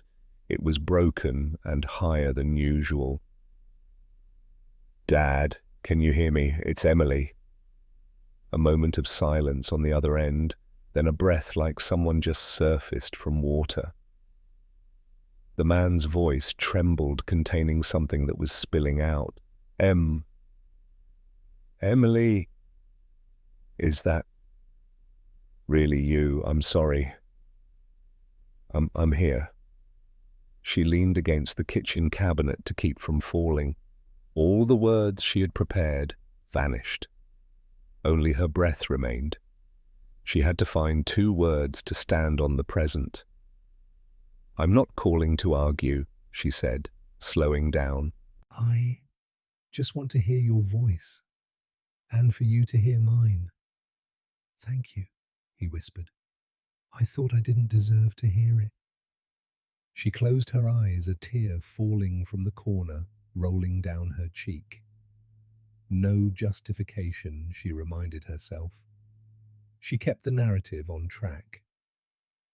I read the letters, she said. All the ones in the box. I don't know where to start except for this. I've been angry for a very long time, and I'm tired. On the other end, his voice tried to remain steady. You have a right to be angry. You have a right to say anything you want. I'm not asking for forgiveness today. I'm just asking to listen. They were both silent. A silence that had the scent of black tea, the smell of an old wood cabinet, the ticking of a clock. Then Emily gave a bitter laugh, the first in the call, at a mischievous thought she was directing this conversation. Not him, not that day. It was her, the adult, standing in her kitchen on a Thursday night, holding a plastic white phone. "I want to meet," she said, making the decision before she could analyze it. "But on my terms." "You name them," he replied quickly but not eagerly, as if he was afraid of losing the chance but still wanted to be respectful. "No justification. No, I had to, or I was forced stories. Just the truth. And if I feel overwhelmed, I will get up and leave. You won't follow me, and you won't resent it." "I agree. We'll meet in a public place, in the morning, for no more than an hour." "I agree," he repeated, then added, his voice small. "Thank you for giving me an hour." "I'm not promising anything beyond that hour," she said. "And I will talk to Mum later. I don't want to hide this from her." "I understand." He paused, as if nodding on the other end. "I'm in Newark now. There's a cafe near the Path station. Or if it's more convenient for you, I can come to Manhattan." Emily opened her calendar on the counter, a wall calendar with a picture of red maple trees in Vermont. "Saturday, 10 a.m., the cafe next to Bryant Park," she said. "My territory," she told herself. "You come 10 minutes early. If I don't show up, you leave. No calls, no texts." "Agreed." He breathed a soft, "Agreed." She wrote down the location, folding the calendar. Her hands still trembled, but less so. Her mind felt much lighter now that everything had a framework. An hour? In the morning? A public place. No justifications, 4 support beams for a bridge she was about to cross. "Emily," he said, using her name for the first time, the sound touching her like a thin string being plucked. "Thank you for calling. Can I say one more thing, then be silent?" "Go ahead," she said, changing to ong, a formal pronoun in a self-defensive scratch, then corrected herself immediately. "Go ahead, Dad." "The day you were 7, I still remember your red shoes. Your laces were untied, but you kept running. I'll say the rest on Saturday. This is too much for today. She placed her hand on her chest to keep her heart from thumping against her ribs. Saturday, then, she whispered. We'll finish what needs to be said. The call ended. The apartment was as quiet as if dust had just settled on every surface. Emily placed the phone back on its base, an ordinary gesture that had become a ritual. She stood for a moment hugging herself, listening to the radiator pipes clank as they expanded from the temperature change. Then she smiled, exhausted but bright. She took her notebook and wrote 3 lines. Called. Made an appointment. Healthy terms. Below she drew a small square and checked it off like a to-do list. Adults also need stickers to praise their courage, she thought, and laughed. She turned on the water, washed the teacup and dried it with a checkered cloth. The small act restored order to her kitchen and her body, which had been as tense as a guitar string. As the water ran, she looked at Samuel's card, next to the vase of flowers. She slid the card into the first page of her Mind Over Mood book, using it as a bookmark. A stranger on a train gave me a different story, she thought. Now it's my part to move forward. She sat down and dialed Florida. Her heart beat to the rhythm of the rings. Her mother picked up on the second ring, her voice soft. Em, is that you? Yes, Mom, I want to tell you something. Don't worry, it's not bad. She slowly recounted the train trip. The stranger named Samuel, the letters, the recent phone call, the Saturday appointment. On the other end, her mother was silent for most of the time, only occasionally saying a very small as if placing a hand on her shoulder in the dark. Whenever you're ready, honey, her mother finally said. I only ask one thing, keep your heart safe. If it gets too painful, just stand up and walk away. I won't be sad. I just want you to be able to breathe. Emily leaned back in her chair, listening to the word breathe pour into her. I'll take care of myself, Mum. And I'm doing this so I can stop breathing so shallowly. Good. I'm happy for you. Her mother hesitated. If you're okay after the meeting, you can tell me about it.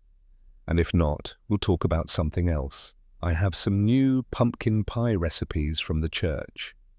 They both laughed a laughter punctuated by tears. They said goodbye with a very mundane phrase, don't forget to eat dinner. But the sentence put the ground back under her feet.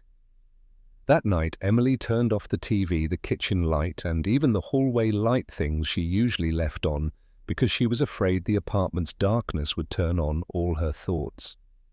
She went into her room, pulled the blanket up to her chest. The radiators clanked like a familiar noise orchestra. She didn't count sheep. She didn't force herself to think positive thoughts. She just placed her hand on her chest, monitoring her heartbeat as it slowed. In her mind, there was a clean space like a wooden table that had just been wiped. She slept for 4 hours straight, then another 2 hours in fragments. For someone who had slept lightly for years, it was a blessing. When she opened her eyes, it wasn't fully morning yet. The city took a long breath before rush hour. She smiled without forcing it. On Friday morning, she rearranged her work schedule, moving meetings to the beginning of the day, pushing deadlines to the next week. She texted a colleague, I have a family matter on Saturday morning. Writing the word family made her heart give a small squeeze. It had never been easy to write in her emails. In the afternoon, she went to Bryant Park, scouted the area, and chose a cafe that looked out onto the barren winter lawn where people skated in this season. She chose a table near the window, timing herself for 60 minutes to feel the real duration on her skin. She went to the restroom, looked in the mirror, and practiced the 4-7-8 breathing technique the book taught. She wrote 3 things on her phone to do if she felt overwhelmed: drink water, look outside and count people wearing red hats, touch the edge of the table to feel a solid, cold object. She bought 2 movie tickets nearby for the show after 11 a.m., not to go see the movie but to have a commitment to leave on time, a self-management trick. Friday evening her phone rang, an unfamiliar number. She hesitated for a moment, then picked it up. Emily, his voice small, soft. I just wanted to confirm tomorrow at 10. I didn't text because I still use an old flip phone and texting takes a long time. She laughed, the sound releasing a bit of tension. 10 a.m. on time, you come 10 minutes early as promised. He was silent for half a second, then, thank you for giving me this appointment. I won't bring anything but the truth. She hung up, sitting for a while in the dark living room with only the streetlight cutting through the blinds. She took her pen and wrote in her notebook, I will bring my truth. The air was dry and cold, the sun's light slanted between the skyscrapers. Emily arrived 10 minutes earlier than he did. Her heart was beating like a drum, but the story in her mind was less noisy. She chose a table, placing the movie ticket in her coat pocket, like her own personal hourglass. The waiter brought her black coffee and a glass of water. She touched the rim of the glass. It was cold, real, and steady. 9:52 a.m.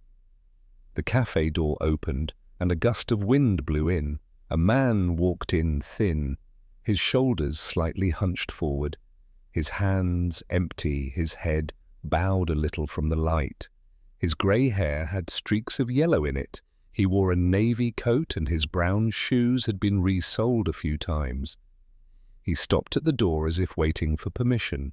When their eyes met, he touched his left chest, a gesture asking permission to say, I'm here. It was her father.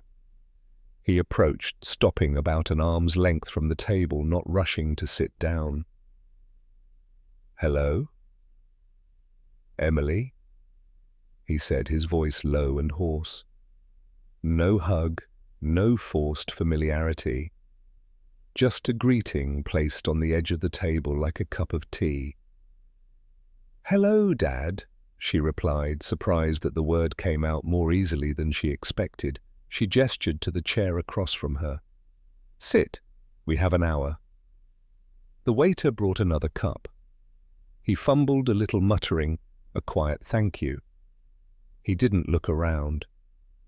His eyes stayed on the tabletop, then lifted slightly to her eyes like someone afraid that looking too long would be misunderstood. The edges of his fingernails had black grease stains, the marks of a garage. She noticed, then let the detail go like letting go of a leaf. Thank you, he began. Thank you for giving me the chance to talk. I won't take up too much of the speaking. You ask, and I will answer. She nodded. She felt a strange calmness. So I'll ask why. She didn't add any modifiers, not why back then, not why really.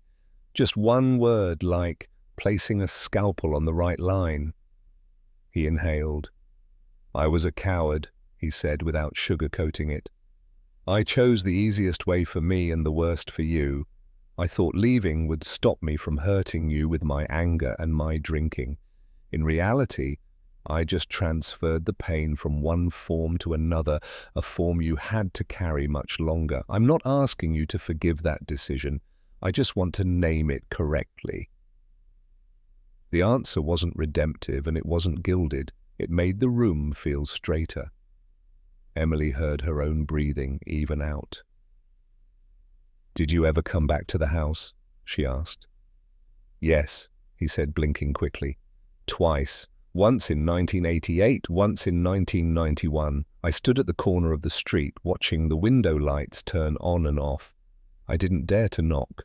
I thought if Mary, your mother, opened the door and saw me drunk or smelling of the garage, everything would be more broken.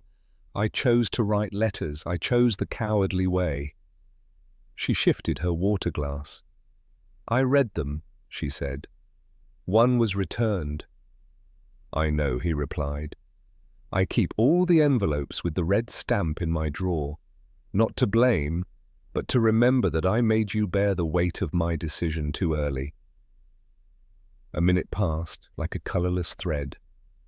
Emily felt two worlds overlapping: the 7-year-old girl on the porch and the 28-year-old woman at the coffee table. Both looked at this man from two angles with two types of judgments. She chose to stay with the woman, the one who could set boundaries. I'm not promising anything about the future, she said. Today is just this: I wanted to know if my voice would hold up when facing you, and it seems it does. The corner of his lips trembled slightly, like a smile that hadn't dared to bloom yet. I'm glad your voice held up. They talked about small things: his work, AA at the church, an old friend named Frank, the vegetable soup an old Italian woman in his neighborhood made. There was no flamboyant "I love you," no "family is everything," like in commercials. Just two people acknowledging each other's presence without trying to cement over the cracks. 11:00 a.m., right on time. Emily took the movie ticket from her pocket and placed it on the table like a signal. I have to go, she said. We had an agreement. He nodded immediately, his respectfulness surprising her. I know. Thank you for the 60 minutes. He stood up, but didn't leave right away. Before you go, can I say one more sentence? She considered it, then nodded. This isn't to ask for anything, he said, looking straight at her. Just so you know, if one day you want to throw that anger away and don't know where to throw it, you can throw it on my shoulders. These shoulders deserve to carry it more than yours. He touched his shoulder, the gesture clumsy but resolute. Emily's throat burned. She inhaled, held her breath, and released it. I'll carry my own part, she replied. But thank you for saying that. They walked to the door. The cold wind rushed in. He stood on the threshold, hands in his pockets, not offering a hug, not asking for a photo. She nodded in goodbye. He placed his hand on his chest again, turned, and blended into the crowd. Emily went back inside the cafe, sitting in the same spot for a few seconds. She placed her hand on the table, feeling the cool wood. In her mind, there was no triumphant cheer. Only a different kind of silence, the kind Samuel had called healing. She stood up and walked out to Bryant Park. Children were skating their blades, making thin white lines on the ice. The sun hit the ice, crackling. She sent a text to her mother. I'm okay, I'll tell you later. I'm going for a walk first. She put her phone away and strolled around the park. The wind cut across her face, turning it red, making her eyes water from the cold or something else she didn't need to explain. On her way home, she stopped at a small flower shop on the corner. "One bouquet of white carnations, please," she said. As the florist wrapped brown paper around the bouquet, she thought, I don't know what tomorrow will be like. But today I called, I showed up, I spoke in my own voice, and that is enough for one part of a lifetime. That evening back home, she changed the water in the vase, cutting the stems diagonally. On the shelf, the Mind Over Mood book was open, Samuel's card lying there like a milestone. She took her pen and wrote one more line under his words. I can choose how to tell this story, and today I started to tell it differently. She closed the notebook, blew out the small candle on the windowsill. Outside, the city was back in its rhythm. Inside, her heart slowly changed its tempo, no longer a battle drum, but the steady rhythm of someone learning to breathe more deeply. The New York sky that day was unusually clear. Clouds drifted lazily, reflecting shimmering silver on the surface of the East River, A distant train whistle, the hurried footsteps of passers-by, all seemed to blend into a symphony of life, but in Sarah and Daniel's hearts a different melody was rising, the melody of reunion. More than 10 years of separation, unfinished letters, missed calls, moments of making heavy-hearted decisions. All were like layers of dust covering the book of memory. But now the moment to turn a new page was approaching. Sarah clutched the old letter in her hand. It was the letter Oliver had written in Paris, a letter she had read over and over hundreds of times. "If you ever need to find me on the banks of the Seine." But now it wasn't Paris, but New York, the place where destiny had brought them back together. Daniel walked slowly behind his mother. He said nothing, but his eyes were filled with a sense of hope. For so many years, he had wondered if his father still remembered him, if he had followed their every step in that distant land of America. And today, he was about to get his answer. The wooden door of a small cafe in Brooklyn quietly opened. This was where Oliver had suggested they meet, a simple, cozy spot, not a luxurious hotel lobby or a fancy conference room. This detail surprised and touched Sarah. Oliver was already sitting there. He wore a simple grey wool sweater. His hair was greyer than the image Sarah held in her memory. When the door closed, he looked up. His eyes, they were still the same eyes that had looked at Sarah with such tenderness in their youth. The three of them stood in silence for a few seconds. No words were spoken, only the sound of their hearts beating and tears on the verge of falling. Sarah took a step forward. Her trembling hand rested on the table where Oliver's steaming coffee cup sat. "Oliver." Her voice was a soft tremor, as if calling out a long-forgotten dream. Oliver stood up abruptly. He took a step toward her, stopping halfway as if afraid he was dreaming. Then he reached out and gently touched Sarah's shoulder. "Sarah, you're really here?" Daniel, standing nearby, cleared his throat softly. Oliver turned, his eyes filled with a new tremor. "Son, Daniel," he stammered. His voice choked. Daniel pressed his lips together. All the years of resentment, all the unanswered questions were now stuck in his throat. But when he saw the wrinkles at the corners of his father's eyes, the regret so visible in his gaze, all the resentment seemed to melt away. He took a step forward, said nothing, just gave a small nod. And that was enough to make Oliver burst into tears. They sat down, 3 people, 3 cups of coffee, and a long, seemingly endless silence. Oliver was the first to speak. He talked about his lonely years in Paris, the times he wrote letters, and then tore them up, his fear that Sarah would never forgive him. Sarah didn't hold back either. She told him about the long nights holding her son in their cramped Queen's apartment, the times she faced illness and wished she had an extra pair of arms to share the burden. Daniel listened in silence.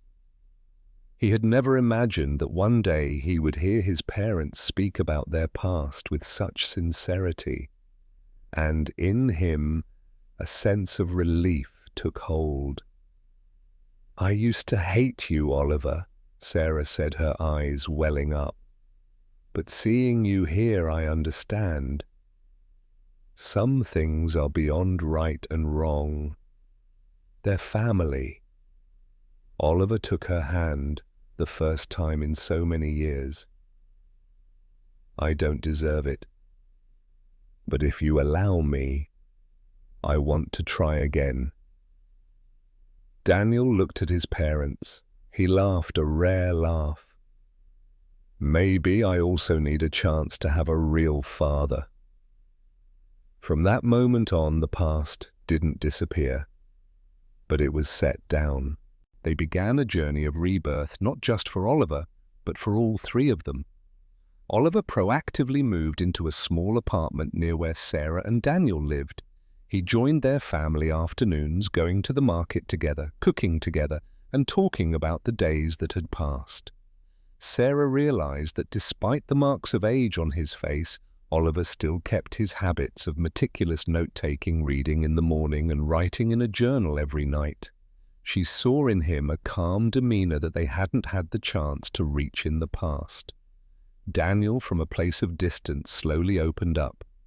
He told his father about the projects he was pursuing, about his unfulfilled dreams.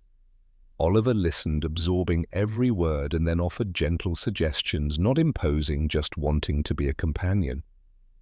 One autumn afternoon, they went to Riverside Park together. Yellow leaves covered the path, and a cool breeze carried the scent of grass and trees.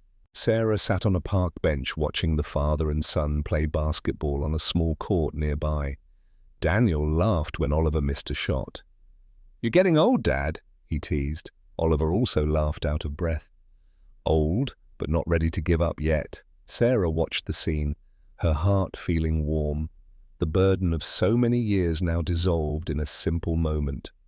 One evening, Oliver handed Sarah an envelope. Inside was a letter he had written to her 10 years ago but never sent.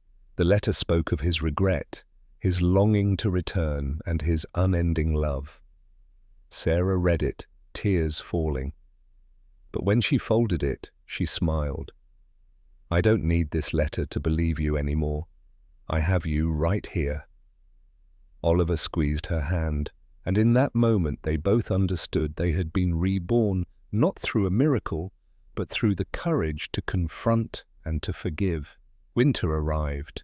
In their small apartment, the three of them sat by the fireplace, the firelight casting a warm glow on faces that had weathered so many storms. Daniel put his cup of cocoa down, looking at his parents. "I don't think I've ever felt this happy before." Sarah smiled, touching her son's shoulder. "Happiness is sometimes just being able to sit together like this." Oliver looked at his two loved ones, his eyes sparkling. "It took me too many years to understand that, but now I promise I will never let go again." Their story wasn't a fairy tale ending. The wounds were still there, the painful memories couldn't be erased. But in their reunion, they found the strength to be reborn, a strength that came from love, from forgiveness, and from the decision to choose each other again. New York, the city that never sleeps, witnessed a small family find themselves again after a storm. And on those cold winter nights, the warm light from the small apartment on a Brooklyn street corner shone brightly as a testament that some partings are meant to lead to a new meeting, one more beautiful and more profound. Sunday morning, the air was dry and cold. A thin layer of snow lingered at the edge of the sidewalk, like a fragile sheet of ice covering a city that never stops. Emily stood at the edge of the platform, her breath visible in a white cloud. The electronic sign flashed 5 minutes. She put her hands in her coat pockets, touching the old paper card. "I am not the worst day of my life. I can choose how to tell this story." The letters were stained by the sweat of her hand, but still clearly legible, as if the ink had soaked into her very being. Since their meeting at Bryant Park, things had not magically transformed. She and her father hadn't switched back to their father-daughter roles in just 1 hour of coffee. But the next week, he sent a postcard with a picture of an old bridge in Newark. "If you ever want to take a walk on a Sunday morning, I know a quiet path." She folded the postcard, not replying right away. Then this morning, she suddenly found herself standing on the platform, ready to take a small trip. Not a life journey, just a short distance. The train arrived at the station. Ding. The doors opened, and she stepped into the car. Fewer people were sitting than on a weekday. A man nodded off, clutching a toolbox. A young girl hugged a skateboard, A pregnant woman stroked her belly over her sweater, as if soothing someone inside. Emily sat down on a side seat, the card placed on her lap, the Mind Over Mood book in her bag, like a calming talisman. The train began to roll, and the tunnel lights swept across the window glass in short streaks. Over the past few weeks, she had done things that seemed so simple, yet had been so hard, calling her mother and telling her everything without carefully choosing each word as if writing an email, texting her father to let him know, "When I'm ready, I'll take a walk," instead of staying silent, sleeping for 4 hours straight without dreaming of the porch. She didn't call it happiness. She called it no longer having to keep her fists clenched all day. She had returned to the same train line a few times, subconsciously, hoping to run into Samuel. She never did. At first, she felt a sense of letdown, but then she realized people like him are meant to pass through our lives, just to ask one question, then disappear at the right time. One evening, she almost ran after an old man with grey hair, thinking it was him. But when he turned back, it was just a different pair of eyes. She smiled, putting the card back in its place. "It's okay. I can still hear him here," she thought, gently touching her chest. The train passed over the bridge, and the window opened into a frame of the city. Steel structures, the glittering river surface, Manhattan, distant like a promise. She took out her phone and quickly typed a line. "I'm on the train. If you're still free, 9 a.m. at the park entrance," from the postcard. She sent the text without waiting for a reply. She rested her head against the glass, letting the rhythm of the rails be a new song. At the next stop, a young girl got in, clutching a stack of files, her face pale from lack of sleep. She sat down opposite Emily, flipping through the documents, her fingers trembling. After 2 stops, the girl put the files down and buried her face in her hands.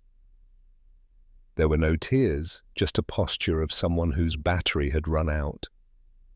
Emily saw herself in many previous versions, sitting in that exact position. She looked at the card on her lap, then at the girl. A small impulse welled up, the kind of soft urge that is usually suppressed by this city's "don't get involved" attitude. But this morning the impulse won. "Are you okay?" Emily asked, her voice low and clear, like gently placing an object on a table. The girl looked up, her eyes red, as if from wind. "I'm sorry. I'm fine. It's just—" She swallowed hard, forcing a smile, the smile of people who have done this too many times. "I'm about to go home to see my dad. We haven't spoken in 2 years. I don't know what to say." A string inside Emily resonated. She flipped the card, looking at the 4 words Samuel had written in pencil in the corner: "Forgiveness, freeing yourself." She didn't hand over the card, it was someone else's, and now it was her own souvenir. But she could offer the words. She chose the words that had saved her on a winter night. "You don't need to know everything today," Emily said. "Just know that your voice is still your voice when you hold the phone. The rest can be said later." The girl looked at her for another second, then nodded the nod of someone who has just found a foothold in the middle of a current. "Thank you," she said, as if she could finally take a deeper breath. The train doors opened. She gathered her files and stood up. Before stepping out, she turned back. "I'll call. Not to ask the past for permission, just so the present can breathe." Then she left, disappearing into the sea of dark coats. Emily smiled quietly, stunned for a moment by the sentence, as if the words knew how to find a new owner. She stroked the card, feeling the rough paper fibers under her fingers. "Maybe one day I'll write another card and leave it on a seat for someone who needs it," she thought. "Not this one. This one will stay with me for a while longer." Her phone buzzed. Her father, "I'm at the east entrance, no rush, I can wait." Emily read the words, "no rush," twice. Not, "I'm waiting," or "where are you?" Just a sentence in the present tense, condensed to the size of a single morning. The train pulled into the station. Emily stood up, putting the card in her coat pocket along with the book, and walked out to the platform. The smell of rust, faint coffee and old snow clung to the soles of her shoes. She went up the stairs, the daylight hitting her eyes with a blinding brightness. Above a man stood huddled, his hands deep in his coat pockets, his eyes scanning the crowd, a demeanor that didn't dare to hope too much, but also didn't run away. He saw her and raised his hand, not waving enthusiastically, just lifting it halfway, as if asking for permission. "You came." They walked side by side, not touching, following the row of bare trees. As they went onto the bridge, the wind hit their faces so cold that it made both of them laugh. They talked about small things, the new soles on his brown shoes, how her mother had sent him the pumpkin pie recipe, how his back pain made him change his sleeping position. In between these small sentences, the silences were no longer suffocating. It was silence of the second kind, the kind Samuel had once called healing. At the end of the walk, they stopped at a park bench. He looked at the river, saying without looking at her, "I know there will be a day when you're tired of having to be the grown-up. If that day comes, just take a break. I'll hold the silence for you." "I think I already took a little break," Emily replied, also looking at the river. "And this morning I feel like I have enough strength to take another walk. If not today, then next week." They didn't hug. When they parted, it was just a nod like the one at the cafe. She went down toward the station and he walked in the opposite direction toward the post office. The postcard with the Newark Bridge was in her pocket, the back completely blank. What would she send? A short sentence, a doodle like the ones she made when she was 7. She didn't know yet. She only knew she would write. Telling this story in a new way required practice, and practice required patience from both sides. The train arrived again. She stepped in, sitting in the same spot where she had met Samuel. In her mind, his words turned on like a switch. Sometimes a short conversation on a train is enough to warm a long winter. She looked around. Samuel wasn't there, but it didn't matter. The warmth now didn't depend on a person's presence, but on a persistent decision. The doors closed. The train plunged into the tunnel. The glass reflected the face of a woman in a grey scarf, her eyes no longer defensive. In the darkness between two stations, she took out the card, flipped it to the blank side, and added a line in pencil, small, concise, like a note to someone who would be her in the future. If you need a sentence to start, use your own. The rest will come while the train is running. She clipped the card back into the book, placed it on her lap, and pressed her hands against the hot paper cup of coffee she had hastily bought at the station counter. From somewhere ahead, the speaker crackled, reminding everyone to stand clear of the doors. She looked at the red electronic sign running with the names of the next stations. None of them were the end. All of them were just next. Emily smiled. As the train rounded a curve, the rhythm of the rails suddenly became as smooth as a deep breath. She tilted her head, telling herself no grand vows, no lifelong plans, just a promise sufficient for the present. I will just keep going, one station at a time. And the train of life, as faithful as this city's train schedule, continued to carry her forward through dark tunnels, over bright bridges, through places both familiar and strange. Somewhere among the countless passengers, there will be someone who needs a short sentence to start over. When she meets them, she knows she will recognize them. And until then she sits still, her hands wrapped around the coffee cup, the book open with the old card inside, listening to the steel wheels tapping on the rails like a giant clock counting each beat of her life, lighter, warmer, and ready to keep going.